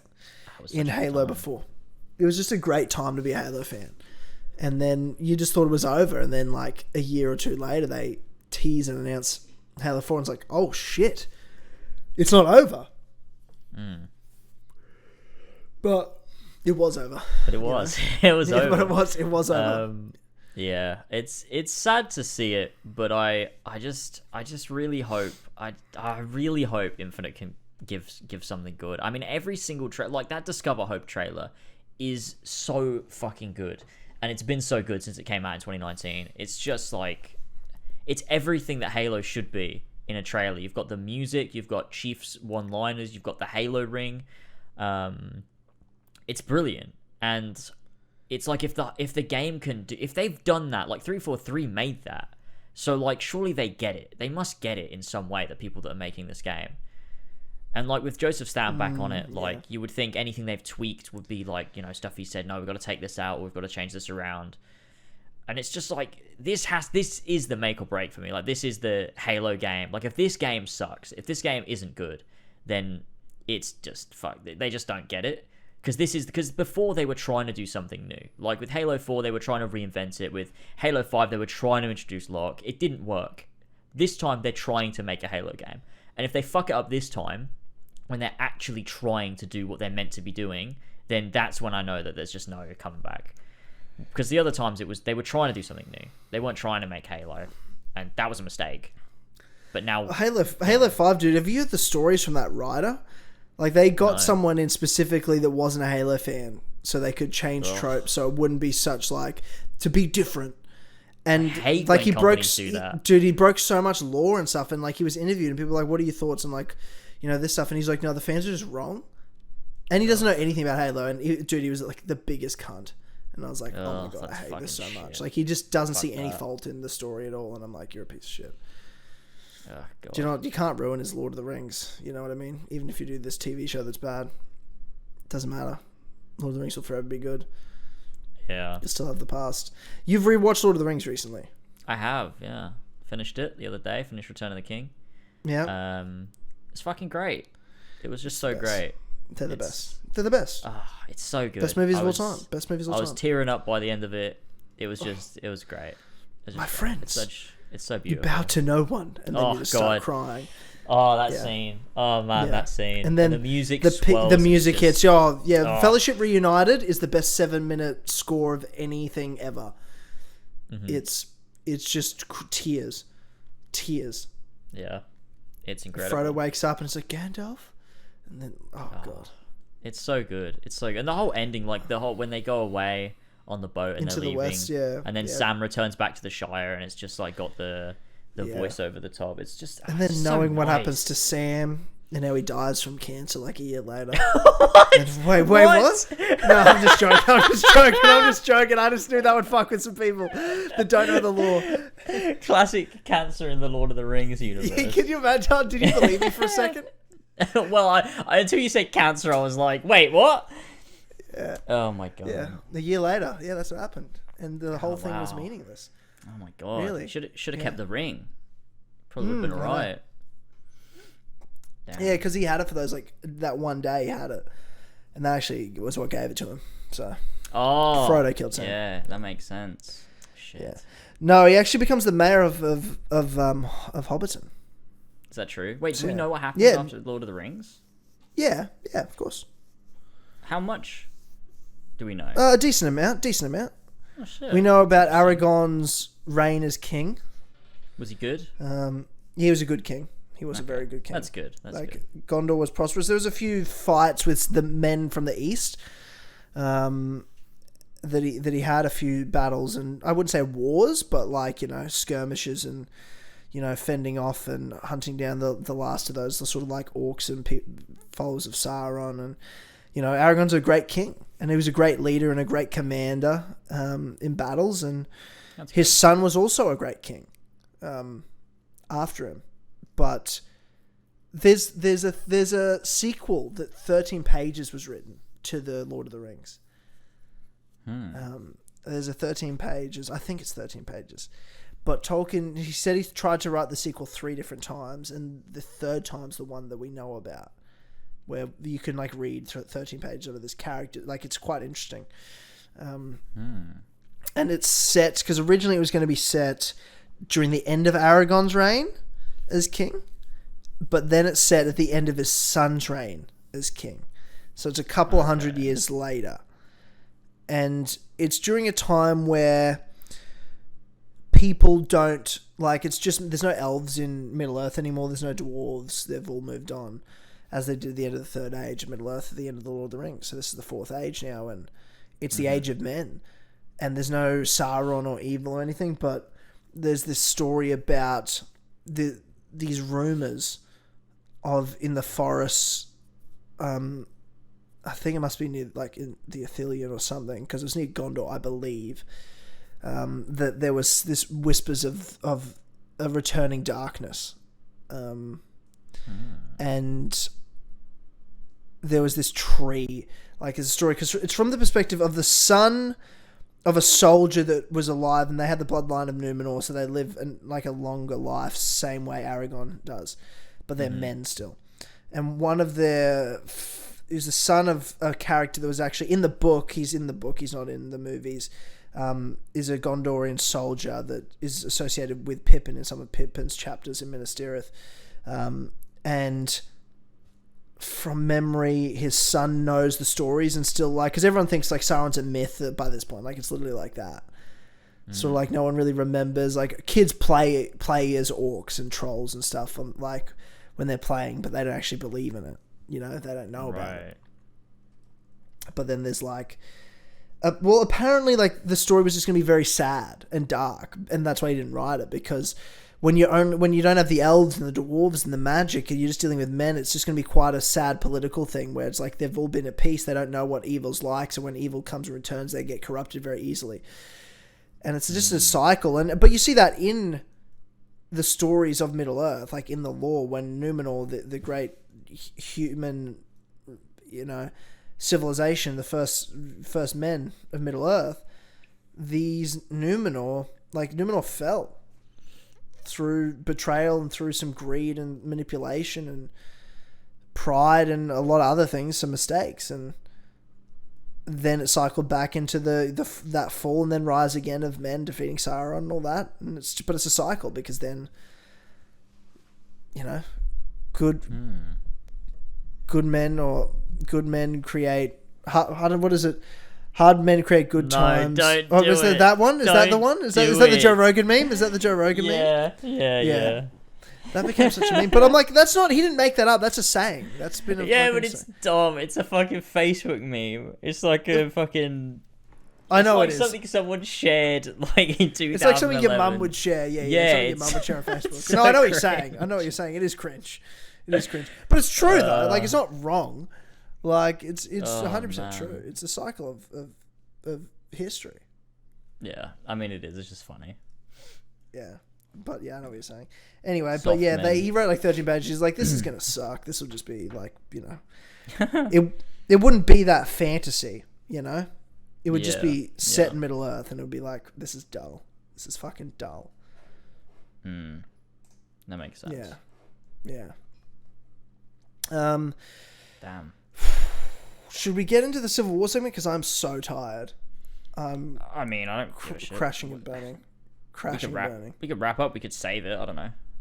Keep people waiting. Or we could do it if you want. No. Let's do it. Let's do it. Okay. We've got the votes. We've got people. It's been posted. Let's just do it. Okay. So this episode, ladies and gentlemen, in this segment of Civil War, James and I debate. If you want to vote and be a part of the polls, head over to page.com/AsAlways for just $1 a month. You can obviously get exclusive access to the Clubhouse podcast, but also vote on these polls what you think for this Civil War segment. Obviously, thank you to our producers for making the show happen. We should have thanked them at the top of the show, but we'll thank him now. We have Ollie the Superior, Ollie, Avery Dobbs, Clark 53, Damien Ferrantino, Flash Paradox, Franco, Jasper Olsen, King Richard III, Ryan Hafer, and Ballsack 47. Thank you, Sweet Bitch Slash, for helping power this podcast. Now, this episode of Civil War, since the Spider-Man Far From Home, No Way Home trailer came out, I thought it was a time to debate, because I'm a big MCU Spider-Man fan and Tom Holland fan, and you're Raimi's your favourite, but Tobey Maguire's your favourite Spider-Man. Is that true? Yeah, let's say yeah. Let's say yeah. Tobey Maguire is my favourite Spider-Man. I said it. Tobey Maguire is my favourite Spider-Man. Yeah. Yeah. So you're on the side. So Andrew Garfield's not on it because I don't think either of us think Andrew Garfield's the best Spider-Man. No. Not close. No. Not close. No. No. I don't think he's. I think he's a good Spider-Man. I think he's a terrible Peter Parker. I just think he sucks in general. Yeah. No, I don't. I still love him though. I still love him, and I can't wait to see him come back in No Way Home. No Way Home. Yeah. But yeah. Anyway. So I'm fighting for the side of Tom Holland. You're fighting for the side of Tom Maguire, and this is less to do with the movies and more to do with that actor playing that role in those movies. Okay. I can fight this fight. Well, dude, you've fought this fight with me many times. I don't know why you're like hesitating now. Because it's not about the actor. Like, I obviously prefer Tom Holland, the actor. I just wish Tom Holland said all the things that Tobey Maguire said. Okay, but so you think it was a better portrayal, though, then? I think it was a better depiction. Well, that's what we're arguing. It's a better depiction. Okay. It doesn't mean, like, the script of the movie or the villain was better or that. It's like, what was the better depiction of Spider-Man? Well, that's what we're arguing. There's bits of both, isn't there? You've got me stumped here. Dude, you need to be... I don't think you understand how this segment works. I don't care if you believe it or not. I don't think Red Dead Redemption 2 sucks, but you've got to fucking sit and fight. Yeah, alright. Tom Holland sucks. That's my stance. You got to Tom Holland sit and sucks. fight your fight. Yeah, I mean, I think Tobey Maguire sucks. I think he's fucking terrible at it, and everyone that's been crying over him on Twitter is embarrassing as fuck. Someone tweeted out, they're like, I'm going to cry more... if Tobey Maguire dies in No Way Home, I'm going to cry more than Logan and Tony Stark combined. I'm like, Tobey Maguire as Spider-Man in those 2 good movies and that 1 shit movie, in that overall average trilogy, is not equal to what Robert Downey Jr. did as Tony Stark. How embarrassing, you nostalgia-ridden fucks. Tobey Maguire was ridiculous. Mediocre. Mediocre. It's a mediocre depiction, and he's a terrible actor. You just don't. You've said before. You've gone on record and said you're not even that big of a Spider-Man fan. Tom Holland got you into Spider-Man in the first place. You never know what you're talking about when it comes to Spider-Man. Okay, but I know enough about Spider-Man. Like I watched the cartoons when I was a kid. Otherwise, you would love Tobey Maguire Spider-Man. And I played the games. They hold up incredibly well. There's no way someone could watch that now and be like, nah, it's bad. I mean, look, Spider-Man 1 is a fine, good film. It's a great film, good time. Spider-Man 3, yeah, look, it sucks. But Spider-Man 2 is Spider-Man 3 is perfect. Terrible. It is my favorite superhero film of all time, Spider-Man 2. It's ridiculous. That's nonsense. But we're not arguing about the films because I think Spider-Man 2 is a good movie. I don't disagree with you that it's a good movie. Like, I'm not. That's the point. Like, I'm not going to sit here and be like, Spider-Man 2 sucks. It doesn't suck. Spider-Man 2 is a good movie. It's, it's got a good script. Villains and side characters are good. Oh, and even there's some good moments. It's definitely the better moments with Tobey Maguire's Spider-Man. You know what I mean? Like, and he does them perfectly. The train. I think the best scene of Tobey Maguire's Spider-Man is the train scene in Spider-Man 2. The train scene. Oh, what a scene! What a scene. Like, I think that's the best. That's so one good. That's one of the great scenes of that movie. I think it's the best scene of the trilogy. But everything outside of that's pretty embarrassing. Like, Tobey Maguire as Spider-Man, the things they might have got, they sort of got okay was like the heart of Spider-Man. Like, they sort of got that where what it means to be Spider-Man. It's definitely one of the most important things. I don't say they nailed it. I'm just saying it's there. It's there. And like, that train scene's the biggest moment it's there. But other than that, it's sort of just like embarrassing. And certainly in terms of everything else that makes up the character. I mean, let's just start with the fact that he's a 30-year-old man playing a 16-year-old. That's creepy as fuck. Terrible. I mean, who cares? Who cares? I care. It looks ridiculous. He looks ridiculous. At no point when I'm watching as a kid, it convinced me. His portrayal convinced me that he was a teenager in high school. I wasn't convinced of that. I was not convinced. I'm like, this guy looks like he's gonna fucking he's got 2 kids of his own at home. See, I don't. guy's old. He doesn't look that old. He does not look that old. He looks pretty fucking old, bro. He looks pretty fucking old. When did Spider-Man? They all look old. They all look old. 2001. So he was 27. Dude. He doesn't look that old. I don't think he looks that old. I don't think Tobey Maguire looks that old. He looks 30. You know. They all do. They all look so old. Don't get me wrong. Tom Holland looks better as Peter Parker. Like, he does. Are you just saying purely looks, or he's better? I think so too. So you agree with me that I win. Looks, I agree. Looks, but in everything else, not quite. He's maybe a bit funnier. I mean, he's infinitely funnier. There's more humor. I watched a compilation of like Spider-Man's funny scenes, and it's including all 3 different iterations of Spider-Man. And there's like 2 little lines they've taken from the whole Raimi trilogy. Yeah, and one of them super cringe and embarrassing is like, he's like, Tobey couldn't even deliver a line to be witty. Like, it's like so like, ugh, that was terrible. And it's like a dad joke. I'm like, you would say that, you 45-year-old fuck. But that's good though. Peter Parker's humor is supposed to be dumb. His humor is not supposed to be incredibly witty, incredibly funny. It's supposed to be... It is supposed a lot to of the time, witty. the jokes aren't... Like, look at Spider-Man PS4. Those jokes, a lot of the time, they're dumb puns. They're just dumb jokes. But they're not... But they're delivered by, like, a guy that's like, oh, you would shoot up a school. Like, that's what... like, that's the reality. That's the reality. You know what I mean? It's not delivered by an awkward nerd like Tom Holland's portrayal is, or the Spider-Man PS4 versions that's infinitely better than Tobey Maguire's version.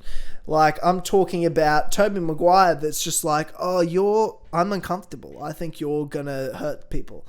Like, isn't that what a real nerd would be like, though? You're not gonna be like this super attractive, which is why Andrew Garfield isn't in the conversation, because he was a terrible Peter Parker. Tom Holland is an attractive man. He's not that attractive. I mean, he's not. He is with his shirt off. He's obviously built nice and stuff, but he looks normal. He looks like a normal person to me. He looks like a plain normal person. I mean, I think Tobey Maguire looks more like a fucking outcast, like, nerd character. Tobey Maguire is handsome as shit, and he was skateboarding, and he was all like too cool for school. That's what Andrew Garfield. What are you talking about? I thought he was too cool to play, especially Spider-Man 2, the second one they did, the Amazing Spider-Man 2. I was like, why are we talking about this? You're too cool to be Peter Parker. But that's why I'm like, I don't even think he counts. I thought he had some really funny moments as Spider-Man, like that knife scene. Like, it's funny. But it was almost like too far funny where it's like, are you Deadpool or are you Spider-Man? But then again, the humor does cross this. If you look at a lot of their comics, like, they connect in a lot because they actually have quite similar humor and wit. Spider-Man's clever. Yeah. Spider-Man is clever. But, like, that's what I look to, like... But it's awkward and embarrassing, like, and even just, like, it's sort of just like, it's only funny to... It's funny because you're like, this is only funny to yourself. Like, you're saying things that's only funny to you. That's what I sort of love about it. And that's what in Tom Holland's portrayal, you look at Spider-Man Homecoming, when those guys are breaking into the bank with the Avengers masks, and he walks in, he's like, oh, you're the Avengers! And then, like, he's, like, on the roof, and he's just talking shit to them. Like, it's not, like, super clever, but it's funny where it's like, all right, you're entertaining yourself, and that's witty, and that's a good, like...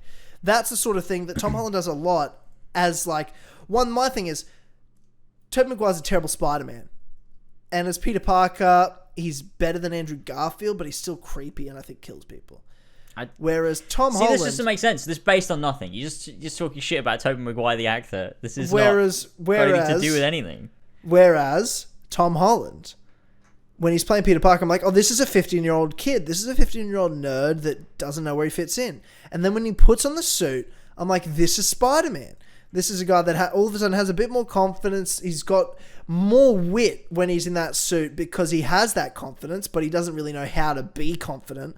So it's not necessarily the most clever wit or the most, like, well thought out wit, or even just sit but then makes a lot of mistakes. And, you know, like at the end of Homecoming when he's covered under the rubble and he's like, come on, you're Spider-Man, like, get up, Spider-Man, like that sort of, like, heart of Spider-Man's in there. All of the different things you want from Spider-Man. It's so vapid though. It's portrayed. Like these By surface Tom level Holland. things with Tom Holland Spider-Man, and he does a fine job with it, but a lot of it is based on how funny can he be. Whereas when you look at Tobey Maguire, they don't do a lot of jokes in there, and they're not Zero. the best I'll jokes say you ever. He none. doesn't deliver them incredibly well. It's fucking whatever.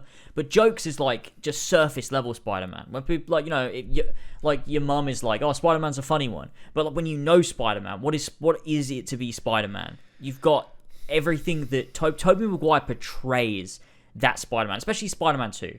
He portrays being that college kid that is just stuck between a million different things and trying to be the superhero, trying to have this responsibility that his Uncle Ben told him he needed to have, trying to be that perfect What do you person. think? Can I ask you a question? So let's talk about Spider-Man 2. Okay. So, in Spider-Man 2, part of the storyline is Peter isn't seeing his friends and family a lot because he's too busy being Spider-Man, right? Mm-hmm. Yeah. And they're like, what are you doing? Why are you late to everything? Why haven't we seen you in so long? Now, if you were to ask me, if I went up to those friends and I said, you got two options here. Peter Parker is doing one of two things. And he's definitely doing one of these two things. Either he's Spider-Man or he's a serial killer. What do you think it is? They would all say serial killer because that's the vibe he gives. They would all say that. That's so dumb. It's true, though. And you know that. Tobey They would Maguire be looks like, like "Oh, a it's way normal more-" guy. I don't understand why you think he looks like a serial killer. He's I so don't. creepy. He just He's looks so a normal creepy. guy. He looks so the way normal. the way he looks, his eyes, he has the crazy eyes, and the way he sort of stares at doesn't. people, it's He creepy. looks like man. I a don't trust him. regular. He looks like a He looks like regular guy. He looks like a fucking creep. He Looks like a fucking hero. creep. He looks like he has killed people and he'll kill again. That's what he looks like. again. It looks like he's killed people and he will kill again. That's what I'm saying.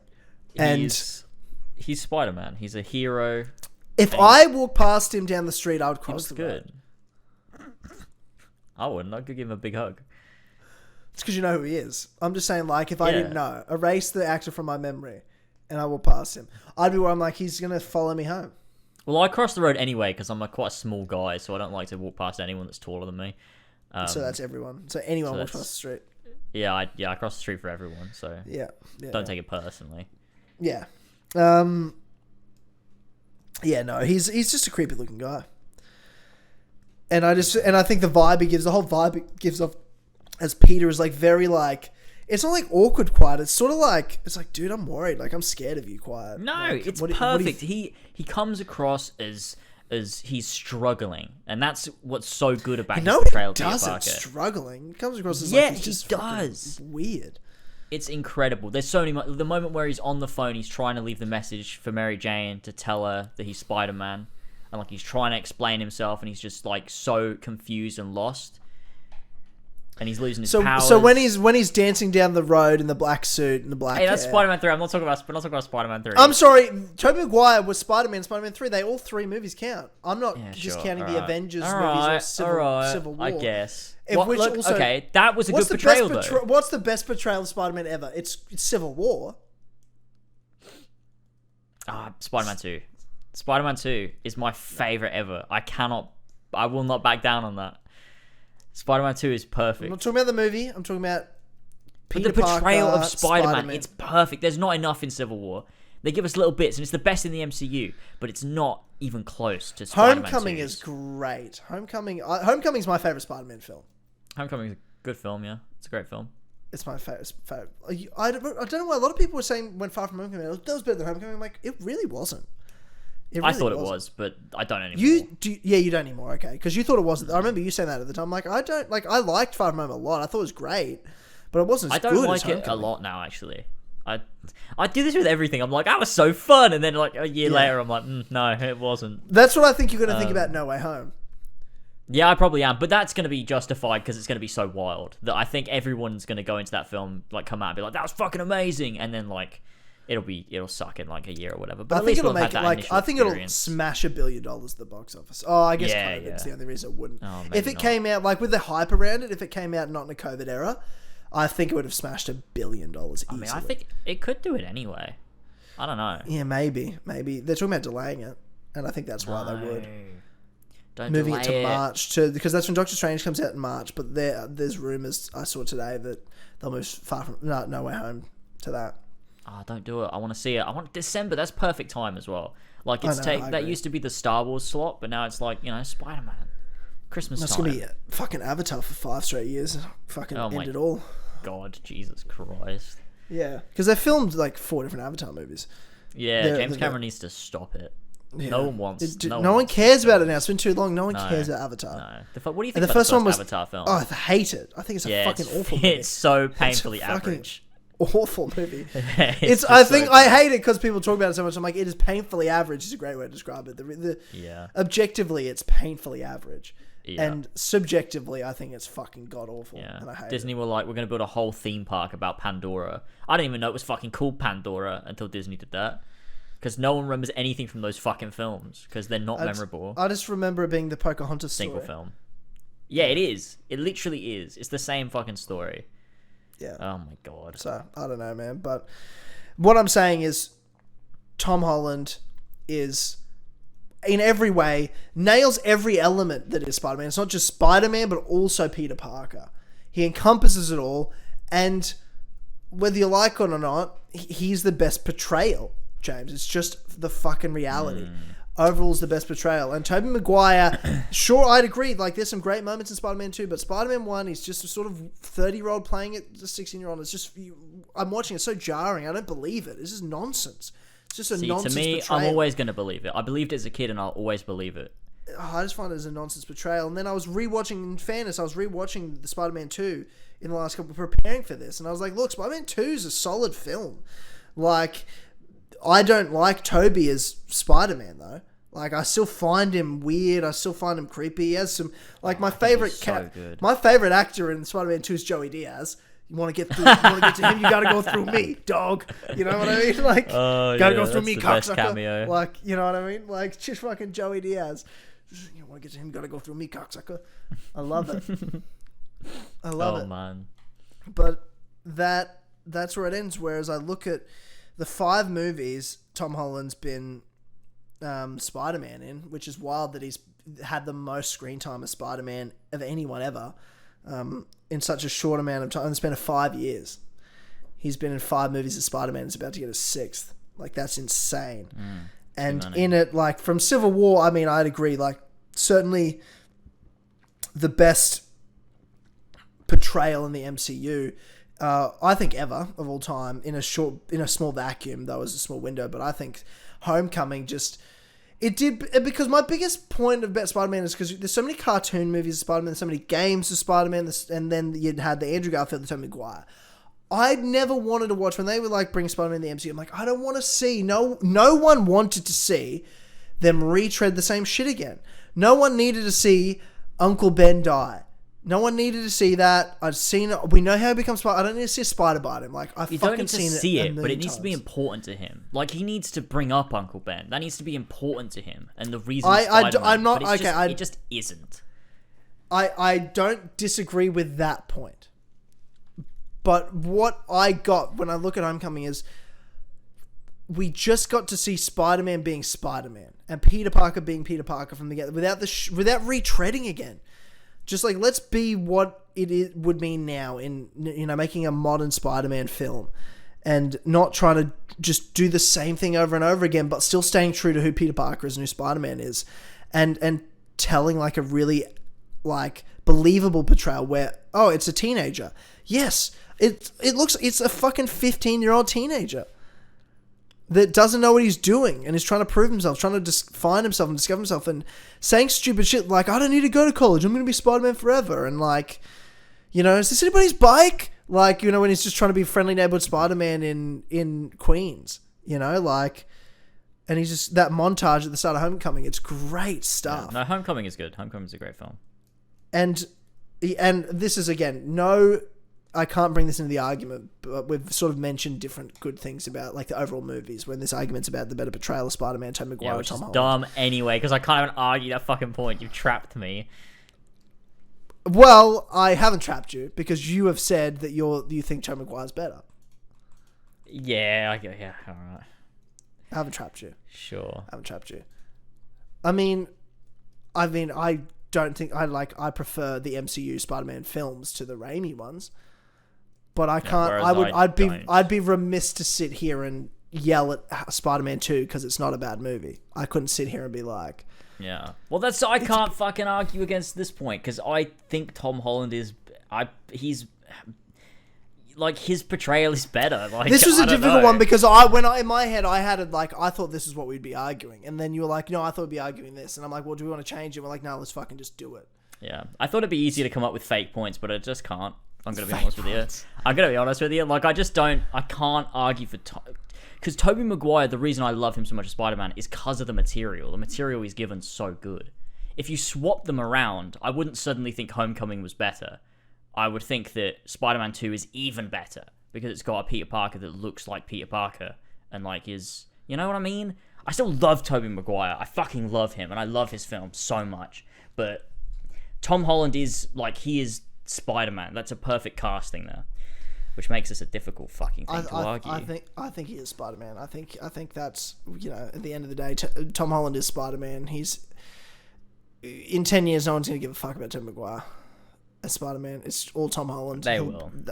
Well, they need to make a good film first, maybe, and then maybe people will. You know? They've made plenty of good films. Make a film that's full of heart, that's full of the core principles of Spider-Man. Make one where it's about him figuring himself out, where there's actual internal conflict, and it's not just surface level. And I'm gonna make a load of jokes, and it's just gonna be loads of fun. You know, it's a perfect opportunity now. I think you need it. He's getting older. Homecoming, you can do it. That does all of Homecoming is good for the most part. It does a lot more than Far From Home. Like Far From Home is just, to me, that's a very vapid film. But I think I think Far From Home is really good. It's a really great MCU film, but it's not necessarily a great Spider-Man grounded film. Yeah, which is what bothers me, because Spider-Man is the most grounded superhero. It's what I'm worried about with No Way Home the most, because I'm like, Far From Home was one thing, that was a bit of a stretch, but you kind of had to almost post Endgame. You know, you come out 2 months after Endgame, you've sort of got to be a bit of a transition. Mm-hmm. But then it ended with he's swinging around New York. I'm like, oh, they've set up now, let's go back to the groundedness. You know what I mean? Mm-hmm. That's how I sort of saw the dream. I'm like, oh, it had to be this way for where it's come out. But then, oh no, we're setting up that grounded New York film. For the third one, and then they're like, no, so there's going to be a multiverse. Doctor Strange is in it, and they're going to have Tobey Maguire, Andrew Garfield, all the old villains. I'm like, holy fuck, magic, and the city's going to fold in on itself. Yeah.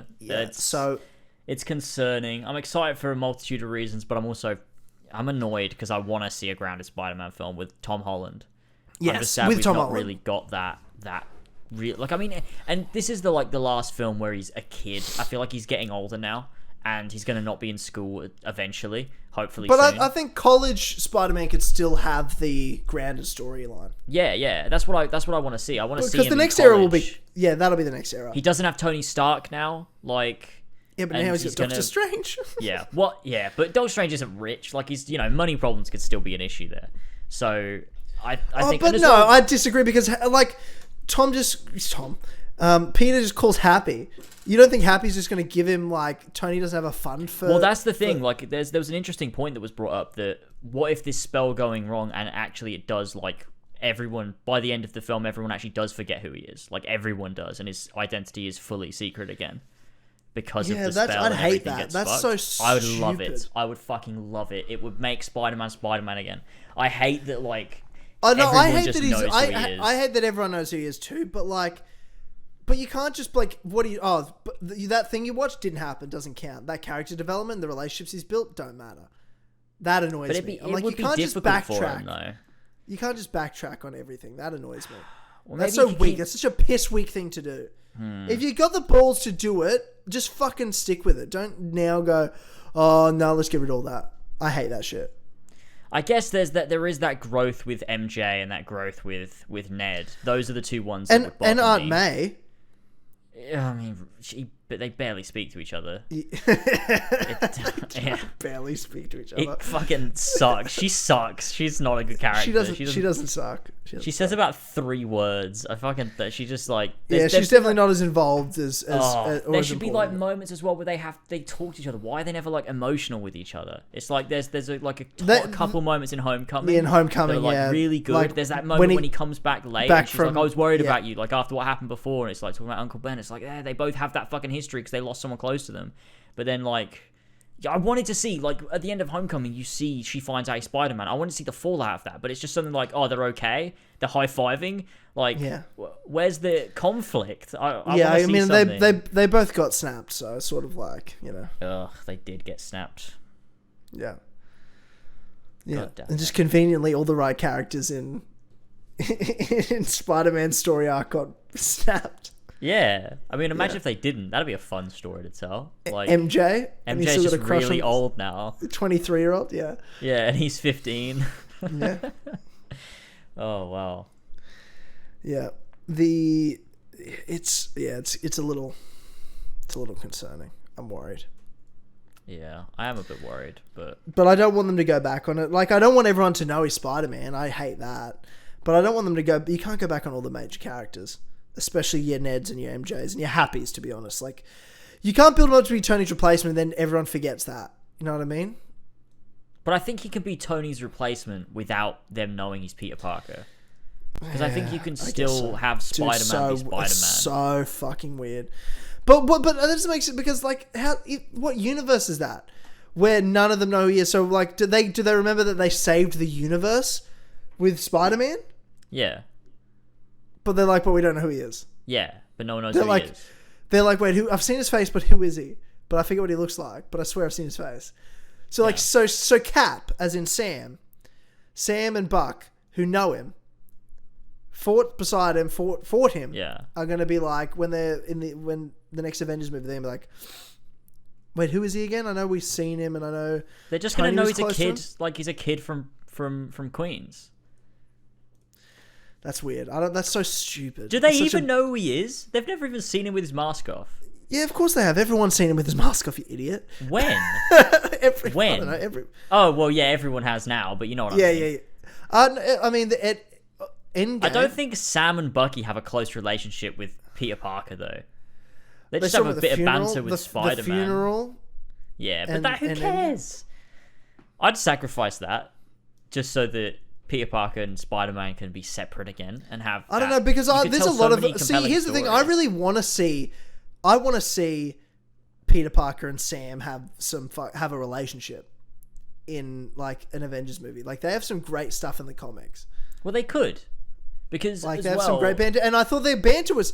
And this is why, like, when they announced Falcon Winter Soldier show, you always know, like, Anthony Mackie and Sebastian Stan are a great duo as actors together. You see them on interviews; they're fucking awesome. They have such a great rapport with Tom Holland. Like, they bully him they give him so much shit in interviews, and it's so funny. But he gives it back. Tom will give it back to them. Like, and they had such great banter. Civil War, that's a memorable part to me of that battle. Mm-hmm. I would definitely love to see. It would be annoying if they're like, oh, we don't know who you are anymore. Because I definitely think that, like, what you could do, because you see Sam has money problems in Falcon Winter Soldier, so it's not like he's just getting money from the Avengers or whatever. So all I want is for Spider-Man to be on his own. I just don't want him to have so much support that he never gets any of those struggles that are so crucial to Spider-Man's stories. Well, that's what he got at the end of Homecoming. That's why Homecoming was the best, portrayal they did. Yeah. When he gets the suit taken away from him, and then he's got to deal with that, Yeah, it's a great part of it. I mean, you've got no Tony Stark now, and you've got, obviously there is Happy there, but you would think Happy's not going to be, like, giving him truckloads of money, because he's got the fucking Iron Man suit, bro. He's got the fucking Iron Man suit, doesn't he? Oh, yeah. I hate the MCU Spider-Man. Fuck's sake. I fucking hate this shit. Let's go to the polls and find out what the people have to say. Tom Holland's definitely going to win this. Okay, let's load this. Refresh. Let's go down. See. And Tom Holland by a lance? I thought it was going to be I was nervous. I thought people were going to go Tobey Maguire. No, it's because you wrote, let's be very clear, this is not about which movies are better. It is not MCU Spider-Man versus Raimi films. It's going to be the better actor and better casting. It's like, obviously it's Tom Holland. Well, I thought so. I didn't think you agreed with me. I agree with you. You agree with me. This is a bad use of Civil War. I thought this is what we were doing all along. We should have stuck with Kingdom Hearts. We could have just argued the films. Because I'll yell the fuck out of you when we do this Kingdom Hearts 1 vs 2 debate. Oh, I can't wait. I've had people on my team messaging me. They're like, I'm on your team, by the way, just so you know. How? Yeah, like 2 people. And they're just wrong. This is ridiculous. Kingdom Hearts 1 is just not even close to Kingdom Hearts 2. Kingdom Hearts 2 is... We're not having this debate right now. We're not having this debate right now. We're not doing it now. We're not doing it now. We will do it. We will do it. Next episode, we'll do it. And I'll school you, you dumb fuck that's been a fan for 5 minutes. Kingdom Hearts 2 is perfect. It has everything it needs. Perfectly average. Perfectly average. But yeah, Tom Holland was voted. Lots of comments on this one. Artem says, as usual, Garfield is ignored, and that's because who gives a fuck? Yeah, of course. I think Tobey's a better actor, but Tom is a better cast of the two. But the MCU did Peter dirty, so it has to be Maguire for me. That's from our best and favourite mod Brownie. Ethan Dean says, I mean, if it's casting, it'd be Holland. I love Tobes, but it's hard to suspend my disbelief in a 30-year-old high schooler. 100% agreed. Summer Dillon, Andrew Garfield is the better option. Oh my god. What the hell is wrong? That's the thing, right? Do you know what's so fucking weird about this? Is when those Amazing Spider-Man movies came out, right? We went and watched them at the cinema.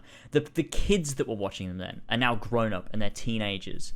And so they have all this nostalgia now for these fucking Andrew Garfield films that we never had because we just watched them at the time. We're like, wow, this is a shit film.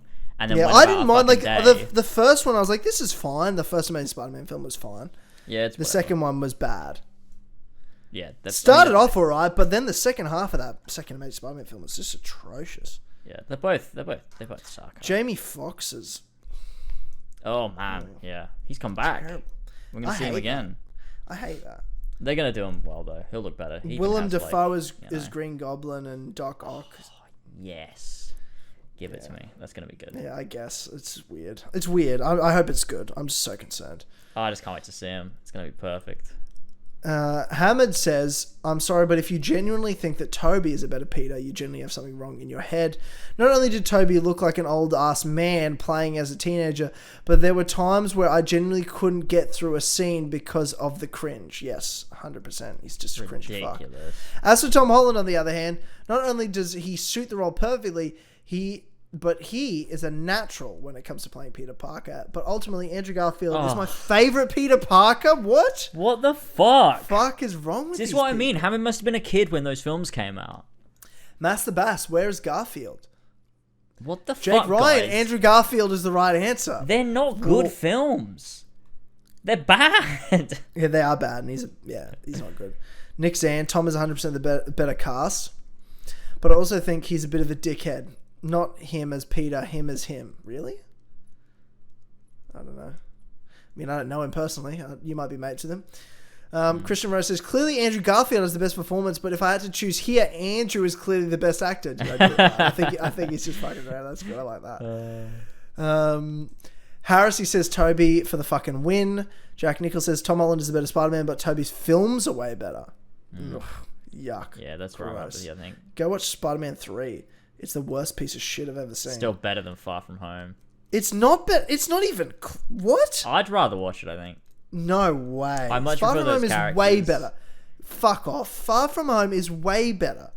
Far From Home's way just a bunch of jokes, though. There's no depth to any of it. It's just like that's not fucking around. True. It's a night monkey. It's funny the 50th time you fucking said it. Oh, God. He's dealing with... It's grief and loss of Tony, man. Yeah, well, maybe they should have done more with it. Oh, God. Zeta says, I'm not normally one to bring up the rose-tinted glasses argument, but it seems like it is the case for this one. I think Tom is a better actor and much better fit for the age they wanted for Peter and for those films. Plus, he is much more fun to watch than Tobey, who at the same point is really not that great at acting in the trilogy. In terms of Spider-Man, I think Tom nails the youthful charisma, whereas Tobey captures the heart of Spider-Man in a way that we haven't seen with Tom yet. Ultimately, I feel that Tom takes the cake. Wasn't a bad comment, that. Najima says, ooh, this is going to be a bang episode. Tyler's going to go all in on Tobey, which, I could have gone more. But James here didn't give me enough bait to jump on. Spider-Man PS4's Peter Parker is the best Peter Parker, says David. Yeah, I do agree with you there. It's a good portrayal. It's a good portrayal. It's great. Tom Holland's my favourite Spider-Man, though, of all time. He's the only Spider-Man I've really, just think has nailed all the tropes I like about Spider-Man. And just the believability. And I love the MCU.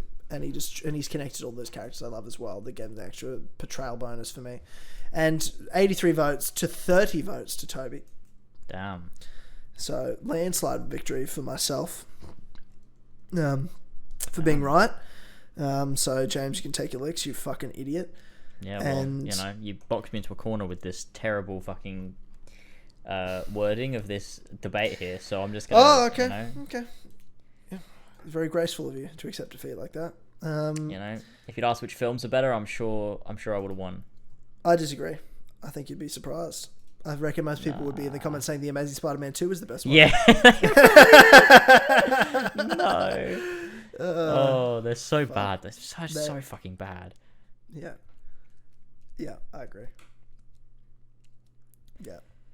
Jesus. Terrible. Yeah, Jesus is right.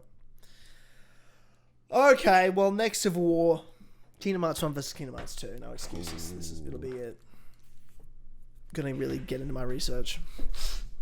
I mean, I'm not going to play Kingdom Hearts 2. That would mean I'd have to play Kingdom Hearts 2 and play 6 hours of fucking Roxas. Oh, okay. No, I can't do this. Idiot. We're not even going to have this debate because you're just going to tell me to shut up every time, and all you're going to do is say Roxas sucks, and I'm going to get mad. That's going to be the whole fucking episode. Yeah. Yeah. Roxas is terrible. Anyway, why don't you read the list so I can go to bed because I. Oh, hold on. I'm just downloading Streamcast. Hang on. Just give me a sec. Just downloading Streamcast, is he? Because I'm not reading the list. I read the list enough. You can read the list. Let me save this somewhere. Hold up. Oh shit! For fuck's sake! What is this? What have you done? Oh fuck me! No, stop doing that. Streamcast. I don't know. Doctor Strange, I guess. I've not been watching What If, so I have no idea what these are about. I haven't seen any of What If either. I watched the first one and it was like so average. I haven't watched the rest. I probably will, but I haven't. Mm. Yeah, no, I haven't watched a single one of any of them. Okay. All right, here we go. All right, thank you guys for supporting us over on patreon.com/AsAlways. We bloody love you. We have got here Ollie the Superior Ollie, Avery Dobbs, Clark53, Damien, Ferentino, Flash Paradox, Franco, Jesper Olsen, King Richard III, Ryan Hafer, Bullsack47, Aragon, Henry, Kim, Asaba Gamer, Cream Pies, Lumistrad, Seth, Zacharias aka Kieran, Abbas the Cockman, Abominable Goblin Shit, Adam the Chrissy Simp, Alfie Robber, Andy Cure, Ben Davis, Ben Higgins is thankful for his stick brethren, Benedict Clobbers, Biggest Fucking Virgin, Bodge, BQ Overlord the Elder, Brian Ford, Christian0210, Chunky Malhar, Connors Rose, Bully in the Alley, Emil Catborg, Erudito the Hacker, Ethan Dean, Evan the Poet, Fishy, Furious Coco, Gene, Gimme a Penis, Ginkgo Swag, God Bless the Visionary Jack Snyder, Gwen Hughes, Harris AK Bad Assassin, Hooky is a Verb, Idiot Strength, Jack GG, DG 1998, Jaden B. Bennett, Joe the Fountain Scrab, Josh DeVilliers, Josh J. Anderson, Joshua Mora, Cassassin, Christian Rowe, Liam, Luca, Louis de Leon, Mary5380, Master Bass, Max H, Nick Miller, Attacky World 7, our best and favourite mob Brownie, Owen Big Brain Brain, Philip Stillwagon, Braddock, Ravjai, Smoke, Son of a Bitch, OG Doggo, Sparky Bark, Spectral Division, or Adrian, I don't know, man. Thanks for finally releasing Donda and adding Kid Cudi back to Moon, Kanye, sincerely, Ashton. The Blue Cow, they call me the Greenie Bearer, but yeah, okay. TJFL, Tristan Oberfell, Walshy, you absolute Philly Thothage, aka Zacchino, and Zeppo. Thank you all so much for continuing support. We love you so much, and we'll see you in 2 weeks for another episode of the As Always podcast. And next week will be the Four Pills podcast, which I should be back for. And then Clubhouse is happening, I would think. Amazing. Yeah, Clubhouse is happening. Well, the newest Clubhouse will have come out yesterday over on Patreon, episode 120 with Eddie, me and Eddie. Sweet. They're on. So when are you coming? Are you coming back? When are you coming back? Eventually. Yeah, I don't know. It's literally no rush. Whenever you want. One day, I'll come back. When I feel like it, I'll just be like, hey, I'll be on this one. And you could also literally, like, if you want to come on 1 week and then you're like, next week you're like, I don't want it. That's cool too. You know what I mean? You can just come on whenever you want. That's so good. Yeah. Just tell me in advance, Okay. and then I can like get someone else. Well, we're done. That's it for the show. Tyler's cut out. That's all right. I'll wrap things up. Thank you guys so much for joining, and I will see you all next time along with Tyler. Catch you later, everybody. Bye-bye. Ridiculous at the end of this fucking show.